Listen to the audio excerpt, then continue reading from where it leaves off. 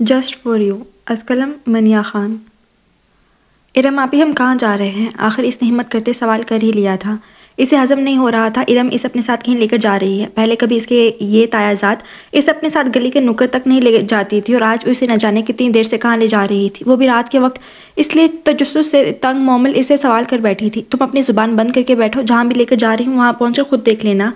ओह, मुझे याद आया, तुम तो अंधी हो, तुम कैसे देखोगी? मोमिल को चुप करवा कर आखिर में इसका मजाक बनाते हुए वो हंसने लगी थी। हर बार की तरह इस बार भी मोमिल की आंखों में अपने अंधेपन का मजाक बनने पर आंसू आ गए थे, जिन्हें इसने बेदर्दी से साफ किया था। थोड़ी देर बाद इसे गाड़ी रुकती महसूस हुई थी। इरम ने गाड़ी से निकलकर इसकी तरफ का दरवाज़ा खोला।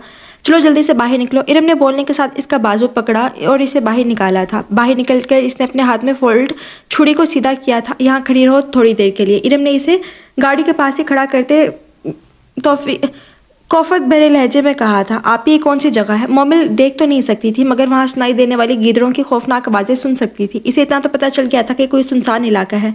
अरे मोमिल, तुम तो अंधी के साथ साथ हकली भी हो गई। अरम फिर से इस पर हंसते हुए बोली थी और इसके सवाल को नज़रअंदाज कर गई थी। आप ही बताएं ना, मुझे कहाँ लेकर आई हैं? इस बार मोमिल ने डरने के साथ साथ रोते हुए भी सवाल किया था। तुझे ज़्यादा मौत परी है ना जानने की? तो सुन, तुझे हमने बेच दिया है तो तुझे तेरे ग्राहक के हवाले करने आई हूँ। अच्छा है ना, हमारे सर से तेरा ये मनूस साया मिटेगा। इरम न जाने क्या क्या बोल रही थी, मगर मोमिल के कानों में तो एक ही फिक्रा गूंज रहा था, हमने तुम्हें बेच दिया। वो मानती थी कि ताया की फैमिली को वो कभी पसंद नहीं थी। 13 साल की थी जब उसके माँ बाप की कार एक्सीडेंट में मौत हो गई थी। इस वक्त मोमिल भी इनके साथ थी। इस हादसे में इसने अपनी आंखें खो दी थी। इसे खूबसूरत रंगों से भरी जिंदगी बेरंग हो गई थी। इस दिन के बाद से इसका बचपन खत्म हो गया था। ताया ने इसे दुनिया दिखावे के लिए साथ तो रखा था, मगर सिर्फ इसके बाबा की जायदाद की खातिर। ताया ताई और इरम इसे जानवर से भी बदतर सलूक करते, मगर आज इसे यकीन आ ही गया था कि वो इसे बेच चुके हैं। आप ही, ये आप क्या कह रही हैं? मजाक कर रही हैं ना मुझसे? इसने आस भरे लहजे में इसे पूछा। शायद अभी वो हंसकर कह दे कि मैं मजाक कर रही हूँ। तेरा मेरा मजाक है क्या जो मैं तुझसे मजाक करूंगी? अरे मैं तो शुक्र करूंगी तेरे जाने के बाद, क्योंकि तो मेरी ज़िंदगी से जाएगी तो ही अहमद मेरा हो पाएगा, वरना इसे तो बस तुम ही नज़र आती हो। बस अहमद के अमेरिका जाने का इंतज़ार था हमें, इसके होते हुए तुझे ठिकाने नहीं लगा सकते थे ना। अब परसों जब वो आएगा तो कह देंगे तू भागी, तब तुम्हें तुम्हारा आशिक साथ ले गया। इरम इसकी आखिरी उम्मीद पर भी पानी फेरते हुए इसे अपनी प्लानिंग से आगाह करने लगी, जबकि मोमिल तो ये समझने से कासिर थी कि अहमद भाई का इस सबसे क्या लेना देना। अहमद दरअसल इनके फूफाजाद था जो मोमिल को अपनी बहनों की तरह ट्रीट करता था, मगर अहमद से इरम मोहब्बत करती थी, इसलिए इसकी मोमिल से उनसियत देखकर गलत मतलब निकाल बैठी थी। इसी वजह से इसे मोमिल और वो जहर लगती थी। मोमिल तो इरम की बातों से सदमे में चले गई थी, मगर ये वक्त होश से काम लेने का था, इसलिए इसने जल्दी से इरम को खुद से दूर धक्का दिया, जिससे इरम का सर जोर से गाड़ी के बोनट पर लगा था। मोमिल जल्दी से अपने स्टिक से जमीन टटोलते हुए वहां से भागने लगी थी, जबकि इरम में इतनी हिम्मत न थी कि इसका पीछा कर पाती। वो अपने सर को थाम कर वहीं जमीन पर बैठ गई और उसके सर से खून निकल रहा था। वहीं दूसरी तरफ मोमिल बस अल्लाह को याद किए भागी जा रही थी। वो काफी देर से भाग रही थी, न जाने कितनी मरतबा वो बुरी तरह गिरी भी थी। इसी दौरान इसका स्टिक भी न जाने कहाँ गिर गई थी, मगर इस वक्त इसे सिर्फ अपनी इज्जत की फिक्र थी। अब तो इसके पाँव भी दुखने लगे थे, इसलिए वो एक दरख्त को टटोलने के साथ ही बैठने लगी थी कि पास पड़े पत्थर पर इसका पाँव आया, जिसकी वजह से इसका पैर बुरी तरह सा मुड़ा था और इसके मुंह से अचानक चीख निकली थी। कौन हो तुम लोग? इस शख्स ने डरते हुए सामने वाले से पूछा था, जो इसे न जाने जबरदस्ती कहाँ ले आए थे। वो तो क्लब से निकल के इसी से मिलने जा रहा था। वैसे भी इसे देर हो रही थी कि अचानक इसकी गाड़ी रोककर वो दोनों इसे जबरदस्ती अपने साथ ले आए थे। यहाँ तो दूर दूर तक किसी जीरो का निशान भी ना था। सामने वाले के हाथों में हथियार देकर इसे चेहरे पर खौफ फैला हुआ था। इसके सवाल पर सामने वाले ने कोई तासुर ना दिया कि तभी वहाँ 2 और लोग आए थे। हमारे मेहमान को ज़्यादा हमारा इंतजार तो नहीं करना पड़ा। आने वालों में से एक ने सवाल पूछा था, मगर इसके लहजे में कुछ ऐसा जरूर था जिससे सामने जमीन पर घुटनों के बल बैठे शख्स के रोंगटे खड़े हो गए थे। कौन हो तुम? इस शख्स ने फिर से अपने डर पर काबू पाने की नाकाम कोशिश करते हुए सामने वाले से पूछा था। सुना है तुम्हें अपने नफ्स पर काबू नहीं है और तुम्हें मासूम कलियों से खेलने का बहुत शौक है, सामने वाले ने बेहद सपाक लहजे में इससे पूछा था, जबकि इसकी बात पर इस शख्स के चेहरे का रंग उड़ा था। तुम कौन हो? इस शख्स ने डरते डरते पूछा था, जिस पर सामने वाले ने स्वाक लहजे में कहा था, ब्लडी डेविल। जिस पर इस शख्स की आंखें पूरी की पूरी खुल गई थी। ब्लडी डेविल को कौन नहीं जानता था? ब्लडी डेविल यानी मौत। लोग इसके नाम से कामते थे। वो मौत का दूसरा नाम नहीं, बल्कि मौत इसका दूसरा नाम थी, मगर आज तक किसी ने इसे देखा नहीं था। इसे देखने का शर्फ दो तरह के लोग रखते थे, एक जिसे वो चाहता था और दूसरे वो जिसको अगले जान पहचानता था, जिसको अगले जहान पहुंचाना होता था। मगर इसका टारगेट सिर्फ बुरे लोग होते थे और सामने मौजूद शख्स अब इसका टारगेट था, क्योंकि इसने एक 10 साल बच्चे को अपने हवस का निशाना बनाकर मार दिया था और अपने पैसे के जोर पर मामला रफा दफा करवा दिया था, मगर ब्लडी डेविल की अदालत से नहीं बच पाया था। इसे अब सजा की मौत सुनाई दी गई है, चल आज तेरी हवस का इलाज करता हूँ। तुझे मासूम बच्चों की मासूमियत छीनने का बहुत शौक है ना, आज मैं तो उसे तेरी जिंदगी ही छीन लूंगा। ब्लडी डेविल ने इसकी गर्दन अपने मजबूत गिरफ्त में लेते हुए सरल लहजे में कहा था। नहीं प्लीज मुझे माफ कर दो, तुम्हें खुदा का वास्ता है। सामने वाले ने गिड़गिड़ाते हुए इसे जिंदगी की भीख मांगी थी। खुदा तब खुदा याद नहीं आया जब एक मासूम की इज्जत और जिंदगी दोनों छीन रहा था। चल अब तेरा वक्त खत्म। ये कहती ही इसने साथ वाले के हाथ से कुछ पकड़ा और अगले ही लम्हे इस शख्स के गले पर इस चीज को फेर चुका था। ब्लडी डेविल ने हाथ में पकड़े चाकू को चांद की रोशनी में देखा जो खून से तर हो चुका था कि तभी चीख की आवाज सुनकर इसने और इसके दूसरे साथी ने पीछे मुड़कर देखा जहां एक लड़की दरख्त के साथ बैठी थी। इसका रुख इनकी ही जानिब था। बीड़ी लगता है इस लड़की ने सब देख लिया, ये हमारे लिए अच्छा नहीं होगा, सामने वाले ने ब्लडी डेविल से कहा। इस लड़की को पैलेस के टॉर्चर रूम लेकर चलो, मैं अभी आता हूँ। और हाँ डेंजर, इसे बेहोश करना मत भूलना। बीडी यानी ब्लडी डेविल ने साथ वाले को उसके नाम से मुखातिब करते कहा और वापस से इस शख्स की जानिब मुतवज्जा हुआ था जो जिंदगी की आखिरी सांसें ले रहा था। और नीचे बैठकर इसने सामने वालों की दोनों आंखों में चाकू मारा। ये इसका तरीका था कि सुबह पुलिस को पता चल सके इस बदबख्त ने आखिरी बार ब्लडी डेविल को देखा था। मजीद वो लाश के बाजू पर बीडी लिख रहा था ताकि ये बात यकीनी हो कि इसे बीडी ने ही मारा है। वो हमेशा लाश पर अपनी मोहर छोड़ता था मगर आज तक इसे कोई पकड़ ना पाया था। वजह सबूत ना होना था। इन दो निशानों से वो इसे पकड़ने से रहे क्योंकि आज तक इसे देखना तो दूर इसका असल नाम भी कोई नहीं जानता था। अपना काम मुकम्मल करते इसने वहां पहले से मौजूद आदमियों को लाश ले जाने का इशारा किया था जो इसे लेकर भी आए थे। इसके इशारा करते ही वो दोनों आदमी इस शख्स को लाश के ले गए थे। इनके जाती वो अपनी गाड़ी में बैठकर इसे स्टार्ट कर चुका था। इसका रुख पैलेस की तरफ था। इसे अभी इस लड़की से भी निपटना था। वो अपना पाँव पकड़े वहीं जमीन पर बैठ गई थी। इसे अपने अंधे होने पर बहुत रोना आ रहा था। अभी वो अपनी किस्मत पर मातम कर रही थी कि इसे अपने करीब कदमों की आहट सुनाई दी। इससे पहले कि वो डर के मारी चीखती, आने वाले ने इसकी नाक पर कुछ रखा और वो होशो हवा से बेगाना हो गई। कहाँ है वो लड़की? इसने पहले से आते ही डेंजर से पूछा था। बीड़ी तुम्हारे कहने के मुताबिक मैंने इसे टॉर्चर रूम में रखा है, चलो मेरे साथ जरा उस लड़की से निपट लें। इसने डेंजर को जवाब देते अपने साथ चलने को कहा जिसे सुनते ही डेंजर इसे हमकदम हुआ था। टॉर्चर रूम पहुंचते ही इसकी नजर सामने कुर्सी पर बंधी लड़की पर गई थी जो अभी तक बेहोशी की हालत में थी। इसे देखते ही बीड़ी ने डेंजर को इशारा किया था जिसे समझते डेंजर ने पानी से भरा ग्लास इस लड़की के मुंह पर फेंका। पानी मुंह पर पड़ते ही इसे होश आने लगा था। आहिस्ता से आंखें खोलकर इसने अपने हाथ हिलाने की कोशिश की थी मगर इसके हाथ बंधे होने के सबब वो इन्हें हरकत देने से कासिर थी। जबकि इसकी आंखें खोलते ही इसकी आंखें देखकर बीडी भी चंद पल के लिए साकित हो गया था। ऐसा नहीं, इसने कोई खूबसूरत लड़की नहीं देखी थी। वो खुद भी खूबसूरती की मिसाल था। इसी गिरे आंखें से खूबसूरती को चार चांद लगाती थी मगर सामने मौजूद लड़की की स्काई ब्लू आंखें देखकर वो चंद पल के लिए इनकी खूबसूरती में खो गया था। और इस लड़की की खूबसूरत चेहरे पर वो वाकई इस वक्त कोई परिस्तान की परी लग रही थी। बीडी जल्दी से जादूगरनी के शहर से निकला जिसके हुस्न ने बीडी जैसे शख्स को भी चंद पल के लिए अपना असीर कर लिया था। ए लड़की कौन है तू? इसके बोलने पर से कबल डेंजर ने इस लड़की से सवाल किया, कौन है आप लोग और मैं कहाँ हूँ? मोमिन ने डरते डरते सवाल किया। इसे खौफ खाई जा रहा था कि अरब ने इसे जिन्हें बेचा था कहीं वो इन लोगों के हाथ तो नहीं लग गई। तुमसे जितना पूछा गया इसका जवाब दो। अपना सवाल नामा बंद करो और बताओ क्या नाम है तुम्हारा और तुम वहाँ क्या कर रही थी? मेरा नाम मोमिल है। इसके नाम बताने पर इस बार बीडी की जानिब से सर्द लहजे में सवाल आया था। तो मिस मोमिल तुमने वहाँ क्या देखा? पूछने के अंदाज से साफ जाहिर था जैसे कहा गया हो कि अगर तुमने कुछ देखा भी है तो भूल जाओ कि तुमने कुछ देखा था। मैंने कुछ नहीं देखा। आप किस बारे में बात कर रहे हैं? देखो लड़की ज़्यादा होशियार बनने की जरूरत नहीं है। सीधी तरह समझा रहा हूँ कि अगर तुमने पुलिस को इस बारे में बताया तो तुम जानती नहीं मैं तुम्हारी हालत क्या करूँगा। मैं सच कह रही हूँ, मैंने कुछ नहीं देखा। मैं कैसे कुछ देख सकती हूँ? इस बार मोमिल ने बिना डरे कहा था। क्यों? तुम क्यों नहीं देख सकती? क्या तुम अंधी हो जो तुम देख नहीं सकती? हाँ क्योंकि मैं अंधी हूँ, मैं नहीं देख सकती। मैं नहीं जानती तुम किस बारे में बात कर रहे हो और किस जगह की बात कर रहे हो। मोमिल ने रोते हुए कहा था जबकि इसके खुद के अंधा कहने पर बीडी और डेंजर दोनों ने एक दूसरे को देखा था। बीडी मुझे लगता है ये झूठ बोल रही है ताकि हम इसे छोड़ दें। डेंजर ने अपने दिल में आई बात कह दी थी। मैं झूठ नहीं बोल रही, मेरा यकीन करो। मोमिल ने जल्दी से इन्हें यकीन दिलाने की कोशिश की थी। अच्छा जरा मुझे ये बताओ आधी रात एक वीराने में एक अंधी लड़की का क्या काम? बीडी के पूछने पर मोमिल ने अपने साथ हुआ सारा वाकया सुना डाला। तुम्हें लगता है मैं पागल हूँ जो तुम्हारी बात पे यकीन कर लूँगा? मैं सच कह रही हूँ, खुदारा मेरा यकीन करो, मुझे जाने दो। अब मोमिल ने फिर से सामने वाले से इल्तिजा की थी। देखते हैं तुम्हारी बात में कितनी सच्चाई है। डेंजर डॉक्टर को बुलाओ, अभी पता चल जाएगा कौन कितना सच्चा है।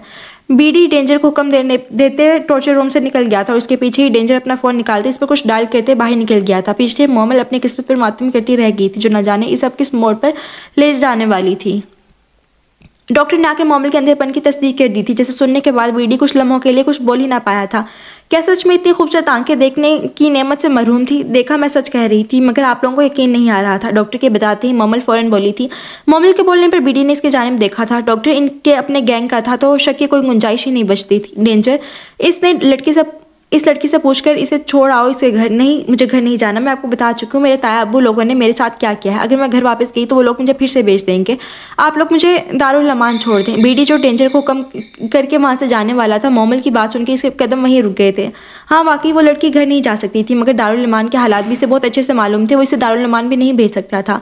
डेंजर पैलेस के बंद कमरों में से एक कमरा इस लड़की के लिए तैयार करवा दो, ये आज से यही रहेगी। बीडी की बात सुनकर डेंजर और मोमिल दोनों हैरान रह गए थे। नहीं, मुझे यहाँ नहीं रहना, मुझे दारुल अमान भेज दे, मैं वहाँ रह लूंगी। मोमिल ने जल्दी से मना करते हुए कहा था। इसके मना करने पर बीडी ने गुस्से भरी आंखों से इसे देखा था। जिस दारुल अमान को तुम अपने लिए सेफ समझ रही हो ना, वहाँ लड़कियों के साथ क्या किया जाता है तुम्हें पता चल जाए ना, तो तुम उसके पास से गुजरने से भी डरो। तुम जैसी अंधी तो और आसान हदफ होगी उन लोगों के लिए जो सो चुपचाप यहाँ रहो। यहाँ तुम्हारी इज्जत और जान दोनों महफूज है। इंसानियत के नाते तुम्हारी मदद कर रहा हूँ, तुम बेफिक्र रहो, तुम यहाँ सेफ हो। मगर मैं कैसे? बस मैंने जो कहा था कहना था सो कह दिया। मोमिल जो एतराज करने ही लगी थी, बीडी ने इसे बोलने से पहले ही चुप करवा दिया था और खुद कमरे से बाहर निकल गया था। बीडी के जाते ही डेंजर भी बाहर निकल चुका था और बाहर जाकर इसने मुलाजमा को मोमिल के बाहर लाने भेजा। इस दौरान डॉक्टर कब का जा चुका था। घर दाखिल होते ही सबसे पहले इस अम्मा ने देखा था। हाय मैं मर गई। इरम मेरी बच्ची, तेरे सर पर क्या हुआ है? अम्मा जल्दी से भागकर इससे करीब गई थी, जबकि इनके बोलने पर अब्बा भी इसकी तरफ मतवज्जा हुए थे। ये सब उस अंधी का क्या करा है? साली भागी मुझे धक्का देकर, मेरा सर गाड़ी में लगा और चोट लग गई। इरम गुस्से से दांत पीसते हुए कहा, जैसे दांतों के नीचे मोमिल को चबा रही हो। हाय हाय अल्लाह पूछे तुझे मोमिल, मेरी फूल से बच्चे को चोट पहुंचाई तूने। अम्मा तो फौरन मोमिल को बददुआएं देना शुरू हो चुकी थी। वो सब तो ठीक है, मगर वो भाग कैसे गई? उसे तो कुछ नजर भी नहीं आता। अब्बा जो तब से खामोश बैठे थे बोले, पता नहीं कहाँ गई। पहले तो चोट की वजह से मैं इसके पीछे ना जा पाई, मगर थोड़ी देर बाद दर्द बर्दाश्त करते हुए इसके ढूंढने गई, मगर वो मुझे कहीं नहीं मिली। बहुत ढूंढा पर पता नहीं कहाँ गई। थक हार के सर पर पट्टी करवा के घर वापस आई। चलो दफा करो इसे, तुम आराम करो मेरी बच्ची। अच्छा हुआ इस मनहूस का साया हमारे सर से टला। अम्मा ने इरम को प्यार करते हुए कहा था। वो सब तो ठीक है, मगर उस आदमी का क्या करना है जिससे इसके पैसे लिए हैं? अब तो हम काफ़ी रकम खर्च भी कर चुके हैं। अब्बा की टेंशन से भरी आवाज़ गूंजी थी। बिल्कुल अब्बा, मैं भी यही सोच रही हूँ, और सच बताऊँ मैं इसीलिए वहाँ से जल्दी भाग आई थी कि कहीं वो आदमी ही ना आ जाए। और इरम ने अब्बा की बात पर जल्दी से कहा, चलो अभी तुम आराम करो, बाकी के बाद में सोचेंगे। अब्बा ने कहते हुए बात खत्म की थी और अपने कमरे की तरफ चले गए थे। इनके जाते ही इरम भी अपने कमरे की जानिब चल दी थी जबकि अम्मा वहीं बैठी मोमिल को कोसने लगी थी।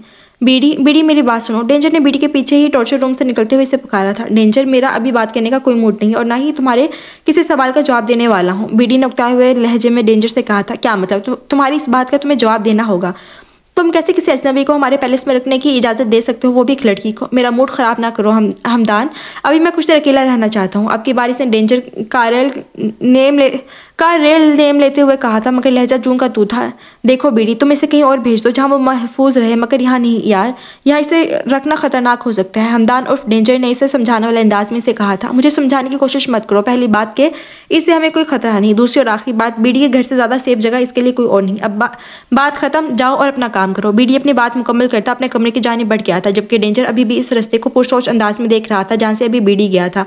ये नहीं था कि डेंजर को मोमिल से कोई मसला था, इसे तो बस बीडी के फैसले पर हैरत थी, क्योंकि बीडी और किसी लड़की पर भरोसा करे, ऊपर से इसे पैलेस में रहने की इजाज़त भी दे। ये बात हजम नहीं हुई थी, क्योंकि बीडी के नज़दीक बस एक ही सिनफ़े नाजुक की अहमियत थी, जो कि इसकी बहन थी। मगर तौबा या अल्लाह, वो नाजुक तो बिल्कुल भी नहीं थी। ये सारी बातें उसके दिमाग का दही बना रही थी, मगर अचानक अपने दिमाग में आने वाली सोच के तहत इसने आंखें फाड़े डी के कमरे के बंद दरवाजे को देखा था। कहीं बीडी को इस लड़की से इससे आगे वो सोच भी नहीं पाया था। नहीं, ऐसा कैसे हो सकता है? हमदान मलिक तो पागल हो गया, कुछ भी सोच रहा है। इसने अपने दिमाग को अपने दोनों हाथों के दरमियान पीटा था। वैसे हो भी सकता है, नहीं ऐसा कैसे मुमकिन है? वैसे कोई हर्ज भी नहीं। अपने कमरे की जानिब बढ़ते अपने ख्यालों में गुम, अपने ही बातों में उलझा, वो इसे कुछ देर पहले वाला डेंजर बिल्कुल भी नहीं लग रहा था, जिसके चेहरे पे कोई तासुर नहीं था, क्योंकि इस वक्त वो डेंजर नहीं हमदान था, जो अपने जहन में चलने वाले ख्यालात पर कभी मुस्कुराता है तो कभी पागलों की तरह नाम में गर्दन हिलाता। आखिर थक हार के अपनी सोचों पर लानत भेजकर वो सोने के लिए अपने बिस्तर में घुस गया, क्योंकि बस कल की तो बात थी। फिर इसके पार्टनर ने आ जाना था और उसके साथ मिलकर अब इसे इस बात का पता लगाना था कि आखिर बीडी के दिमाग में चल क्या रहा है। सुबह होते ही बीडी और डेंजर कहीं जा चुके थे और मोमिल को खाना मुलाजमा ने कमरे में ही दे दिया था, जो इसने दो निवाले लेकर छोड़ दिया था। इसे इस वक्त यही फिक्र थी कि इसका यहाँ रहना सेफ है या नहीं, मगर जो भी हो, इसके अलावा कोई और ऑप्शन इसके पास था भी नहीं। अपने अल्लाह पे यकीन रखते इसने खुद को किस्मत के हवाले करने का सोच लिया था। जी तो नाज़रीन, आपको बताते जाएं, एफबी कंपनी के ओनर फवाद बलोच को रात बेदर्दी से कत्ल हो चुके हैं, जबकि लाश के बाजू पर लिखे बीडी और आंखों में खोपे गए चाकू इस बात की तस्दीक करते हैं कि फवाद बलोच का कत्ल बीडी ने ही किया है। मगर पुलिस बीडी ढूंढने में नाकाम का मुसलसल सामना कर रही है। न्यूज़ रिपोर्टर की बात सुनकर इरम के चेहरे पर जानदार मुस्कुराहट आई थी। क्या सच में? Oh my God! अम्मी पापा आपने सुना अभी रिपोर्टर ने क्या कहा? इरम ने खुशी से चोर लहजे में अम्मी अब्बू से कहा, जिनके चेहरे पर भी इरम की तरह खुशी से चमक रहे थे। हाँ सच में इरम, मैं तो कल रात के सोच सोच कर परेशान हो रही थी कि अगर ये फवाद बलोच आकर हमसे लड़ने बैठ गया तो क्या करेंगे, और इसके पैसे कहाँ से वापस करते जो हमने आधे से ज़्यादा खर्च भी कर लिए हैं। अम्मी की बात सुनकर इरम ने सर हिलाया था। बस फिर कल इसी वजह से नहीं आया होगा वो वहाँ। चलो हमें क्या, हमारा तो हिसाब हो गया, सांप भी मर गया और लाठी भी नहीं टूटी। अपनी बात कहते आखिर में इसने कहका लगाया जिसमें अम्मी और बाबा के कह के भी शामिल थे। बिल्कुल ठीक कहा बेटे, हमारे तो एक वारे न्यारे हो गए। मोमिल से भी जान छूटी, इसकी जायदाद भी हमारी, और फवाद से 50 लाख भी हमें मुफ्त में मिला। अकबर साहब ने इरम के हाँ में हाँ मिलाते हुए कहा, और फिर से हॉल में इन तीनों के कहके गूंजे, इस बात से बेखबर कि अल्लाह ने किसी की पकड़ करनी हो तो इसकी रस्सी यूं ही ढीली छोड़ते हैं। बीडी इस वक्त अपने घर वाले ऑफिस रूम में बैठा था। ये रूम पैलेस में खुफिया हैसियत रखता था क्योंकि इसके बारे में सिर्फ बीडी, डेंजर और बीडी की बहन जानते थे। बीडी के रूम के साथ अटैच लाइब्रेरी में रखी एक किताब इस दरवाजे का लॉक था, जिसे थोड़ा सा सरकाते ही लाइब्रेरी की एक दीवार और दरमियान से सिरकती एक दरवाजे की तरह खुलती थी, जिससे इस ऑफिस में दाखिल होया जाता था। इस किताब का इल्म भी इन तीनों को ही था। कल सारी रात और आज का पूरा दिन भी वो समुद्री आंखें इसकी आंखें के सामने से जा ही नहीं रही थी। इस बात पर इसे अलग से गम खा रहा था कि वो आंखें देखने की सलाहियत नहीं रखती थी, न जाने क्यों, मगर इसका दिल शिद्दत से चाहा था कि वो इन आंखों में अपना अक्स देखे। जितनी कोशिश करता इन आंखों को भुलाने की, मगर उतना ही नाकामी का सामना इसे करना पड़ता। अब तो इसका जब्त भी जवाब दे चुका था। वो अचानक ऑफिस रूम से बाहर निकलकर अपने बेड के पास पड़ा पिस्टल उठाकर गुस्से से भरा वजूद लिए कमरे से बाहर निकल गया था। वो जो बीडी से कुछ बात करने इसके कमरे में जा रहा था, मगर इसे अपने कमरे से गुस्से में निकलता देखकर इसके पास आया, जिसने हाथ में गन भी पकड़ रखी थी। बीडी कहाँ जा रहे हो? इस तरह गुस्से में इसने जल्दी से इसके पास पकड़कर बीडी से पूछा था। हमदान साइड पर हो जा, मैं इसे जिंदा नहीं छोड़ूंगा। बीडी ने इसे साइड पर करने की कोशिश की थी। अरे बताओ तो सही, हुआ क्या है और किसे मारने जा रहे हो रात के 12 बजे? इसने फिर से इसे रोकने की कोशिश की थी। इस लड़की को मारने जा रहा हूँ जिसने कल रात से जीना हराम कर रखा है मेरा, बीडी ने गुस्से भरे लहजे में कहा था। कौन सी लड़की? कहीं वो रात वाली लड़की तो नहीं? क्या नाम था उसका? हाँ याद आया, मोमिल। हाँ कहीं उसकी बात तो नहीं कर रहे तुम? हमदान ने हैरत से पूछा। भला अब उस लड़की ने क्या कर दिया जो बीडी उसे मारने पर उतर आया है? कल रात से उसकी आंखें बार बार मेरे जहन में आ रही हैं। जितना उसके ख्याल को झुटलाता हूँ उतना ख्याल ज़्यादा आता है, और मुझे ये मंजूर नहीं कि कोई मेरे दिमाग पर हावी होने की कोशिश करे। तुम्हें याद है ना, मैंने तुमसे कहा था जिस दिन किसी ने मेरी सोचों पर काबिज होने की कोशिश की उसे इस दुनिया से ख़त्म कर दूंगा। बीडी की बात सुनकर हमदान को पिछले साल का वाकया याद आया, जब इसने बीडी से पूछा था अगर इसे प्यार हो गया तो क्या करेगा, जिसके जवाब में बीडी ने निहायत शफाकियत से जवाब देते हुए कहा था कि प्यार तो दूर की बात, अगर किसी ने मेरी सोच पर काबिज होने की कोशिश भी की तो इसे इसी दिन इस दुनिया से ख़त्म कर दूंगा। अभी तो वाकई उसे मारने जा रहा है, तो पागल तो नहीं हो गया ना? हमने आज तक किसी बेगुनाह को नहीं मारा, और वे बेचारी तो पहले अपनों की सताई हुई है, और तुम इसे मारने की बजाय इसके बारे में सोचना बंद करो। हाँ हाँ पता है कोशिश करते हो पर नहीं निकलती सोचों से, पर तो तुम खुद को काम में बिजी कर लो। वो जो इसे समझा रहा था ना सोचने की सलाह देने पर जब इसे बीडी ने खूनखार नज़रों से देखा तो जल्दी से सफाई देने लगा। देखो बीडी, तब मैंने तुम्हें कहा था कि इसे यहाँ मत रखो, मगर तुमने अपनी सुनी। मैंने इसके बारे में सारी मालूमात निकलवाई है। वाकई में मासूम और बहुत दुखों से गुजरी है। अगर इसे यहाँ पर कोई तकलीफ हुई तो क्या तुम भूल गए कि तुमने ही तो कहा था इसके लिए सबसे सेफ जगह है ये पैलेस है? तो क्या तुम अब अपने ही मेहमान को मारोगे, इसे तकलीफ पहुंचाओगे? हमदान की बात बीडी को भी सही लगी थी। अब इसमें इस लड़की का तो कोई कसूर नहीं था ना, इसका अपना कसूर था जिससे ख्यालों से निकल नहीं पा रहा था, मगर इसे हमदान का मशवरा सही लगा, काम में बिजी रहने का। ये बात भी सही थी कि इस लड़की को इसने खुद रहने की इजाज़त दी थी, और ये भी कहा था कि ये पहले सेफ है, इसलिए इसके लिए तो वो अपने बेकसूर मेहमान को कैसे तकलीफ पहुंचा सकता था। ओके तुम जाओ कमरे में और बेफिक्र रहो, मैं अभी सोने जा रहा हूँ। हमदान के कंधे पर थपकी देकर कहते वो वापस अपने कमरे की जानिब बढ़ गया था। बीडी की जाती हमदान के चेहरे पर शारती मुस्कुराहट आई थी। मैं ना कहता था कुछ तो गड़बड़ है। ओहो, बीडी को भी कोई बेबस कर सकता है? वाह मज़ा आ गया। बस अब कल मेरी पार्टनर भी आ जाएगी, उसे भी एक गुड न्यूज़ दूंगा, सुनकर खुश हो जाएगी। अपनी प्लानिंग बनाता वो भी अपने कमरे की जानिब बढ़ गया था। इरम ने अपनी तरफ से अहमद को मोमिल के खिलाफ करने की पूरी कोशिश की थी, जबकि अहमद की समझ में खुद नहीं आ रहा था कि आखिर ये सब हो क्या रहा है। जो भी था, मगर इसे मोमिल पर यकीन था वो कभी भी गलत नहीं हो सकती। किसी के साथ भाग जाना तो दूर की बात, इरम के सामने तो अहमद खामोश रहा, मगर दिल ही दिल में असल बात जानने का फैसला कर चुका था। आज फिर मोमिल ने नाश्ता अपने कमरे में ही किया था, जबकि इस वक्त हमदान और बीडी डाइनिंग टेबल पर बैठे हुए नाश्ता कर रहे थे, और शारती निगाहें बीडी के चेहरे पर टिकी हुई थी। हमदान, अगर तुम नहीं चाहते कि मैं तुम्हारी ये आंखें तुम्हारे चेहरे से जुदा कर दूं तो मेरी तरफ देखना बंद करके चुप करके अपना नाश्ता करो। आखिर जब बीडी का सबर जवाब दे गया तो इसने धमकी भरे लहजे में हमदान को वार्न करते हुए कहा था, जबकि बीडी की धमकी सुनकर हमदान भी अच्छे बच्चों की तरह अपना नाश्ता करने लगा, लेकिन ये शराफत भी कुछ लम्हों के लिए थी। हमदान अपनी शारती नज़रें तो कंट्रोल कर चुका था, मगर थोड़ी ही देर बाद शारती अंदाज में अपने बावर्ची खान बाबा को बुलाने लगा, जो उसकी दूसरी पुकार पर ही इसके सामने मौजूद थे। खान बाबा, आपने वो गाना सुना है? इसने खान बाबा को बड़े राजदाराना अंदाज में पूछा, जबकि बीडी अपने दाहिनी आबरू झुकाए नाश्ता छोड़कर इसे देखने लगा, जैसे जानना चाहता हो कि हमदान आखिर करना क्या चाहते हो। कौन सा गाना साहब जी? खान बाबा ने तजस्सुस भरे अंदाज में पूछा कि आखिर वो किस गाने की बात कर रहा है। अरे वही खान बाबा, आंख फूटी मोहब्बत ने अंगड़ाई ली, दिल का सौदा हुआ चांदनी रात में, तेरी नजरों ने कुछ ऐसा जादू किया, लुट गए हम तो पहली मोहब्बत में। इससे पहले कि हमदानी ने पूरा गाना गाकर सुनाता, बीडी को की अपनी जान बढ़ता देकर जल्दी से अपनी जान बचाने की खातिर भागा। इससे पहले को दरवाजा बोर करता, अंदर दाखिल होने वाली हस्ती को देखकर इसे कदमों को ब्रेक लगी थी। पार्टनर, इसने बुलंद आवाज में कहते अपनी बाहें फैलाई, मगर वो इसे इग्नोर किया, आगे बढ़कर बीडी के गले लगी थी। कैसे हैं भाई? इसने मैंने आपको बहुत मिस किया। इसने लाड से बीडी के गले लगते प्यार से कहा था। मैं बिल्कुल ठीक बेटा, तुम सुनाओ तुम्हारा मिशन टूर कैसा रहा? बीडी ने बड़े नरम लहजे में से पूछा था।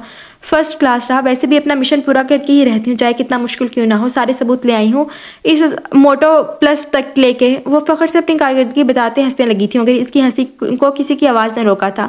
मिशेल की बच्ची, वो जो तब से अपने आप को इग्नोर किए जाने पर इसी जगह सदमे में खड़ा था। होश में आते ही इसने चीखते हुए इसका नाम पुकारते तन करता इसके पास पहुंचा था। कमीनी औरत, मैं यहाँ तुम्हारे आने का बेसब्री से इंतजार कर रहा था, उंगलियों पर गिन गिन कर दिन गुजारे हैं मैंने, और तुम मुझे इग्नोर कर रही हो।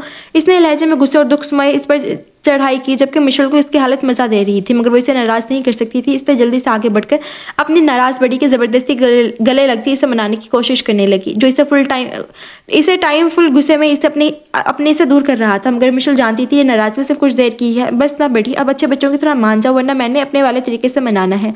मिशेल ने इसे गुदगुदी करने के लिए अपने हाथ आगे बढ़ाकर धमकी भरे लहजे में कहा। इसने धमकी काम भी कर गई और हमदान फौरन अपनी पटरी पर वापस आया था। अच्छा ठीक है, मगर नेक्स्ट टाइम ऐसा ना हो, इसने मिशेल को वार्न करते हुए कहा।